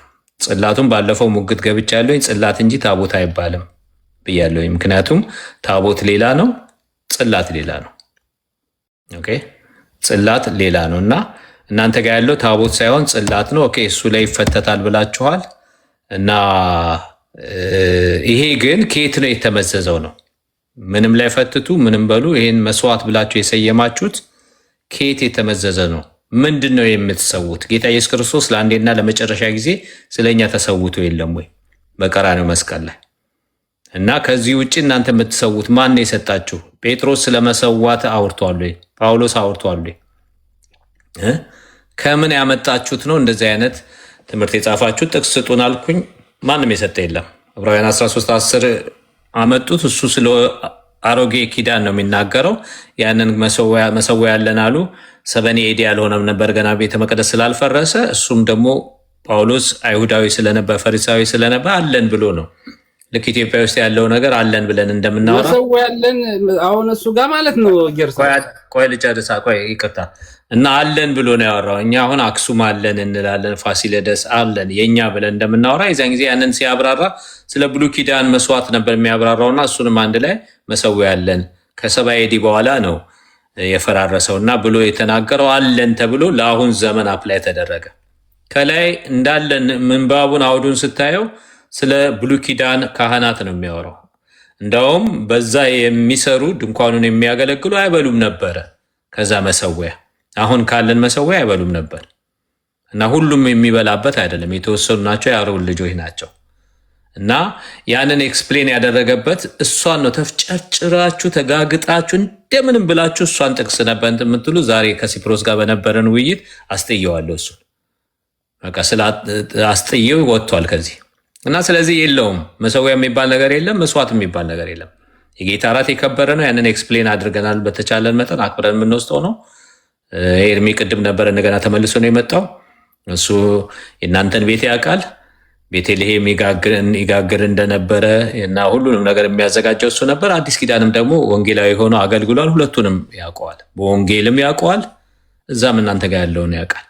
እና መሰዊያ የለም መሰዊያ ያለን የሚል ማንኛውም ከብሔር ብሔረሰቦች፣ ሃይማኖተኞች፣ ከየትኛውም መጽሐፍ ቅዱስ ከያዘ ከስላሴ አማኞች ከየትም ከግራም ከቀኝም መሰዊያ በአዲስ ኪዳን አለ የሚል ሰው ካለ ይምጣ። የጌታ እራት ትወስዳላችሁ? ካህኑ ኢየሩሳሌም አክብረን በደስታ ነው የምንወስደው። ግን የእግዚአብሔር ቃል በምንድን ነው ያን የጌታ እራት የምታቀርቡት? በምንም ይቅረብ፣ ምንም ነቲንግ ቱ ዱ። በምን ያቀርቡት? በምን የሚል የለማ። ታሳየኛለህ? በምን እንደምታቀርብ እሱን እኮ ነው ከአእምሮ ውስጥ ልፍቅልህ። ባገኛችሁት ይህን ክቡር የሆነውን የጌታ ስጋና ደም እሱ ሌላ ነው። ባገኛችሁት ሌላ ነው። ግን ባገኛችሁት ዕቃ ነው የምታቀርቡት ማለት ነው። ጠይቀሃል፣ ዝም በል። እኛ ምግባችንም የቤት ምግባችንም ባገኘ ነው አንበላም። ባገኘው የምትበላ ከሆነ ባገኘው የምትሰጠው ለድመትና የተለየ ዕቃ የላችሁማ። እንደዛ ከሆነ ቤት አድርጋ ምን ይወጣ ታገኛለህ? እየተመላለሰ አስወርዳለሁ። ጠይቀኸኝ ላስወርድ ነው። አሁን ጠይቀህ ካልመለስኩ አስወርዳለሁ። ጠይቀህ ባገኘው የሚበላው ድመት፣ ውሻ ምናምን ባገኘ አትበል። እንኳን አይደለም የጌታ እራት ምግባችንም ቁርሳችንም ባገኘ ነው አንበላ እና በከበረ ሁኔታ አክቹዋሊ የተለየ ቃል ማለት ነው። እንደዚህ ትወርዳለህ። አፋፌ ላይ ለምን ትቆማለህ? ከጠየቅ በኋላ እስከምጨርስ። እኔ በጣም የሚያስጠላኝ በአሁኑ ጊዜ እፈቅዳለሁኝ፣ ግን አፋፍ ላይ ባገኘ ነው አንበላም። ኦኬ። ለዛ ዴዚግኔትድ የሆኑ እቃዎች አሉ በቸርች ውስጥ አውቃለሁኝ። ዴዚግኔትድ ሆኖ ለዛ የተዘጋጁ በዛ ሁልጊዜ እንትን ነው ሩቲን ነው የሚቀርብባቸው እቃ ሩቲን የሆኑ እንትን የካፕ መቀመጫዎች ምናምን በከበረ ሁኔታ ይቀመጣሉ። ያ ካስፈለገ ግን ከእቃው ጋር ምንም እሱ ከበረ አልከበረ ከእቃው ጋር ነቲንግ ቱ ዱ። እቃውን ምንም የጌታ እራት ቀርቦበታል ምናምን ብለን እንደናንተ ምንስመው ምናምን የምንለው ነገር የለም። እኛ ለአንዴ እስከ መጨረሻ ድረስ ጌታ ሞቶልናል። የጌታ እራት መታሰቢያ ነው። በንጹህ እቃ ይቀርባል። ዋናው እኛ ከእንትናችን አለው ሁኔታ ከሴሪሞኒው ጋር ነው። ኦፍኮርስ የጌታንም ማዕድ አክብረን በትህትና እንወስደዋለን። እና የእናንተ ምንድን ነው መሰዊያ ብላችሁ እዛ የምትፈትቱት ምናምን ካህኑ እንትን ይላል የሰዋበትን እጁን ነው የሚያሳልመው ምናምን የምትሉት እንትን ኤርሚ ይህንን እስኪ አንድ በለን እና ዶክተር ዳኒ እንኳን ደህና መጣ። ዲቦራ ጌታ ኢየሱስ ይባርካችሁ። ለኩሰህብን ሄድክ እኮ ኤርሚ፣ ወዴት ሄደህ መጣ?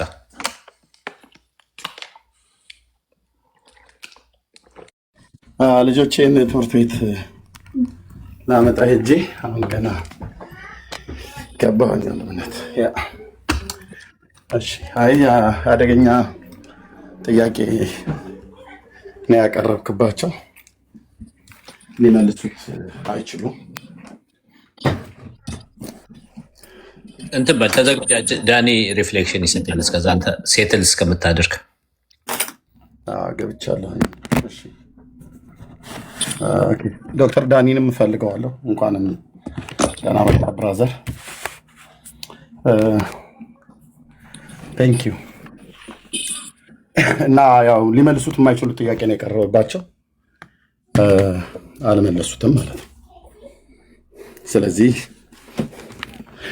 ክፉ ቃል በመናገር ፕሮቮክ በማድረግ ፔንቴኮስታልን በማጥላላት የሶሻል ሚዲያው ላይ እነሱ መሰዊያ ብለው የሚጠሩትን ማናቸውም የትኞቹም ቤተክርስቲያን ማለት ነው መሰዊያ ብለው የሚጠሩትን እናንተ የላችሁምና ቤተክርስቲያን አትባሉም፣ የምትሰዉትም ነገር የላችሁም ብለው የሚሉ እነሱ መሰዊያ ብለው የሚሉት የትኛው ነው? ለኛ አዲስ አይደለም። ኦኬ አዲስ አይደለም። በቤተክርስቲያን እንግዲህ መሰዊያ ተብሎ የሚባለው በውጭውም ዓለም በአገር ውስጥም ማለት ነው። መሰዊያ ተብሎ የሚጠራ ከግራር እንጨት የተሰራ እንኳን አይደለም፣ ግን ከእንጨት የተሰራ 4 እግር ያለው ጠረጴዛ፣ አንዳንዱም በቤታችን ውስጥ ማዕድ የምንበላበት የሚመስል በትእዛዝ የተሰራ በምስማር የተመታ በመላጌ የተላገ በቫርኒሽ የተቀባ ነው መሰዊያ ተብሎ በወንጌላውያኑ ቤተክርስቲያናት መድረክ ላይ ሁሉ ጭምር የተቀመጠው ማለት ነው። መሰዊያ ብላችሁ ከጠራችሁት እኔ በማገልግል ቤተክርስቲያን ላይ የጌታን እራት የምናቀርብበት አለ። እሱ መሰዊያ ተብሎ ከተጠራ ማለት ነው። እኛ መሰዊያ ተብሎ ከተጠራ ማለት ነው። እኛ መሰዊያ ብለን አንጠራውም። ኦኬ። በኢትዮጵያ ኦርቶዶክስ ተዋሕዶ ክርስቲያን ከሆነ መንበሩ ከና ጎበሩ ጭምር አለ። እሱ ነው መሰዊያ ብለው የሚሉት ወይስ ጻሕሉን ነው የሚሉት ወይስ ካህናቱ በሱቲ ጠቅልለው ይዘውት የሚወጡት?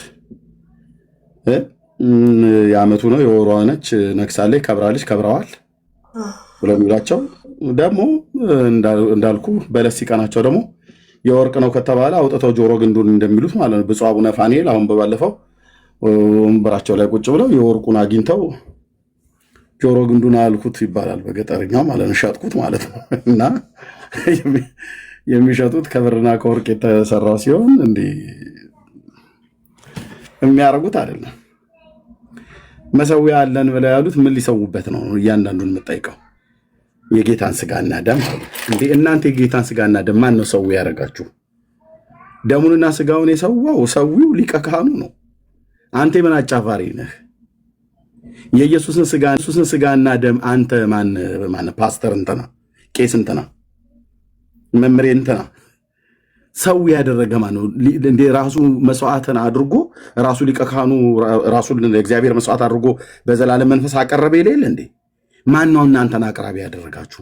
ያውም እኔ የምጋግረው በኦርቶዶክስ እኔ የምጋግረውን ህብስት በዚህም በወንጌላውያኑም ጋር ዲያቆናቱ የሚጋግሩትን ህብስት ማለት ነው። በቢላው እናርደዋለን ብለው ሲሉ ምን ዳቦውን ነው ቄሱ በአውራጣቱ ነው ቆርሶ ፈትቶ የሚሰጠው። በአውራጣቱና በአውራጣቱ ወጋ አድርጎ ነው የሚቆርሰው። የኦርቶዶክሱ ሚስጥር አወጣሁባችሁ ቻሉት። በቢሎ በሳንጃ በገጀራ ትበሉ። ኦኬ። እና ይህን እንግዲህ ተናግረናል። ግን በመሳደብ እናንተ ሐዋርያቱ የሚያደርጉትን የማታደርጉ አላችሁ። እውነትህን ነው። ሐዋርያቱ የኦርቶዶክስ ተዋሕዶ ቤተክርስቲያን ካህናት እንደሚያደርጉት ነበር የሚያደርጉት።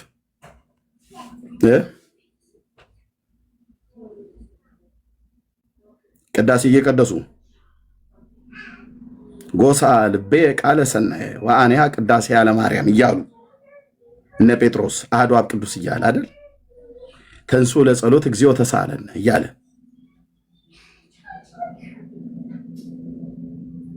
የትኛው ቤተክርስቲያን ላይ በሮሜ ቤተክርስቲያን እንዲህ አይነት ድርጊት ይደረግ ነበር? ኦርቶዶክስ የኢትዮጵያ እንደምታደርገው ወይ የኦሪየንታል አጠቃላይ እንደሚያደርጉት ይደረግ ነበር? ሮሜ ቤተክርስቲያን ውስጥ በታሪክ ውስጥ ታሳዩናላችሁ? ቆሮንቶስ እንደዚህ ይደረግ ነበር? መልስ ከታይ ጻፉልን። ገላትያ፣ ኤፌሶን እንደዚህ ይደረግ ነበር? በተሰሎንቄ አማኞች ዘንድ እንደዚህ ይደረግ ነበር ወይ? መልከ ማርያም እየተደገመ ማለት ነው። ጸሎተ እግዝእትነ ማርያም እየደገሙ የሚቆርሱት ነበራቸው ወይ? ነበራቸው? ወዲህ በለዋ። በየትኛው ቤተክርስቲያን ላይ? በጴርጋሞን፣ በሰምርኔስ፣ በሰርዴስ፣ በፊላደልፊያ፣ በቲያጥሮን ይደረግ ነበረ? እናንተ እንደምታደርጉት አሐዱ አብ ቅዱስ ወደ ምስራቅ ተመልከቱ እየተባለ እንደምንለው ይደረግ ነበር? እንደዛ ጻኡኑ ብሰ ክርስቲያን እያሉ የክርስቲያን ታናናሾች ውጡ እያሉ ይሉ ነበር ወይ? መልስ የለም። አየህ፣ የሚጽፍ የለም።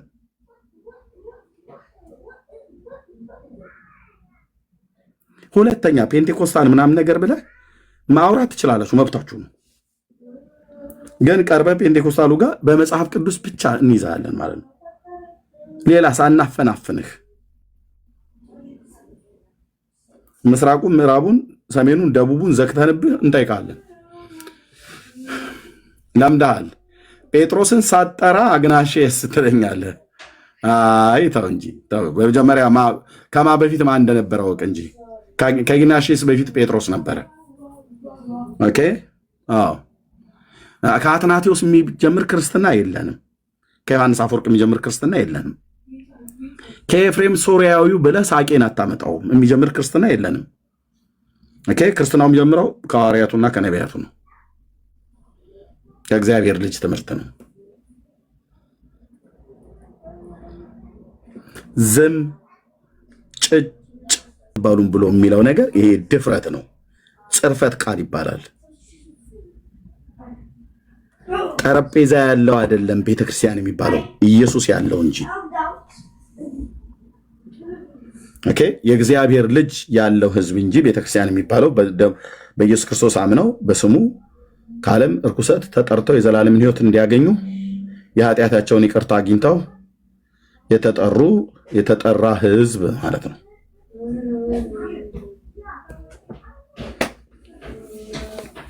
ቤተክርስቲያን ለማስባል የሆነ ቅርጽ ነጭ ልብስ የምታለብሰው ሻማ የምትለኩስበት ጠረጴዛ ስላለ አይደለም ቤተክርስቲያን መሰለ ይላሉ። እውነትህን ነው። ጠረጴዛ ዘርግተህ ነጭ ልብስ አልብሰው ቀይም አልብሰው ኦኬ የጌታ እራት የሚባለውን ማስቀምጥበት እሱ ሲቀመጥ አይደለም ቤተክርስቲያን የሚባለው። ብራዘር አልገባህም ማለት ነው። አየህ ከቁሳቁስ ገና ምክንያቱም አብዛኛው የመጣው ከዛ ነው። እኔም ከዛ ነበር የመጣሁት። ቁሱንም ነቅሎ አውጥቶልኛል ኢየሱስ ማለት ነው።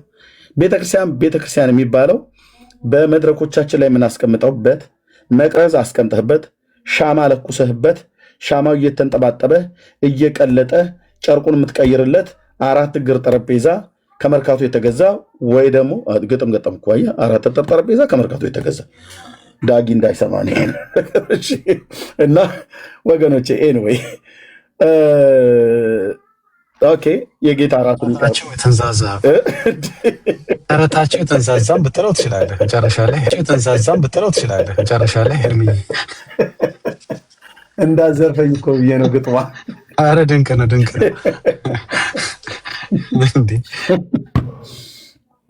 አይ እኔ ግርም ይለኛል እና በጣም ወንድሞች እናቶቼ ቤተክርስቲያን የሚያሰኛት በጉ ራሷ የሆነላት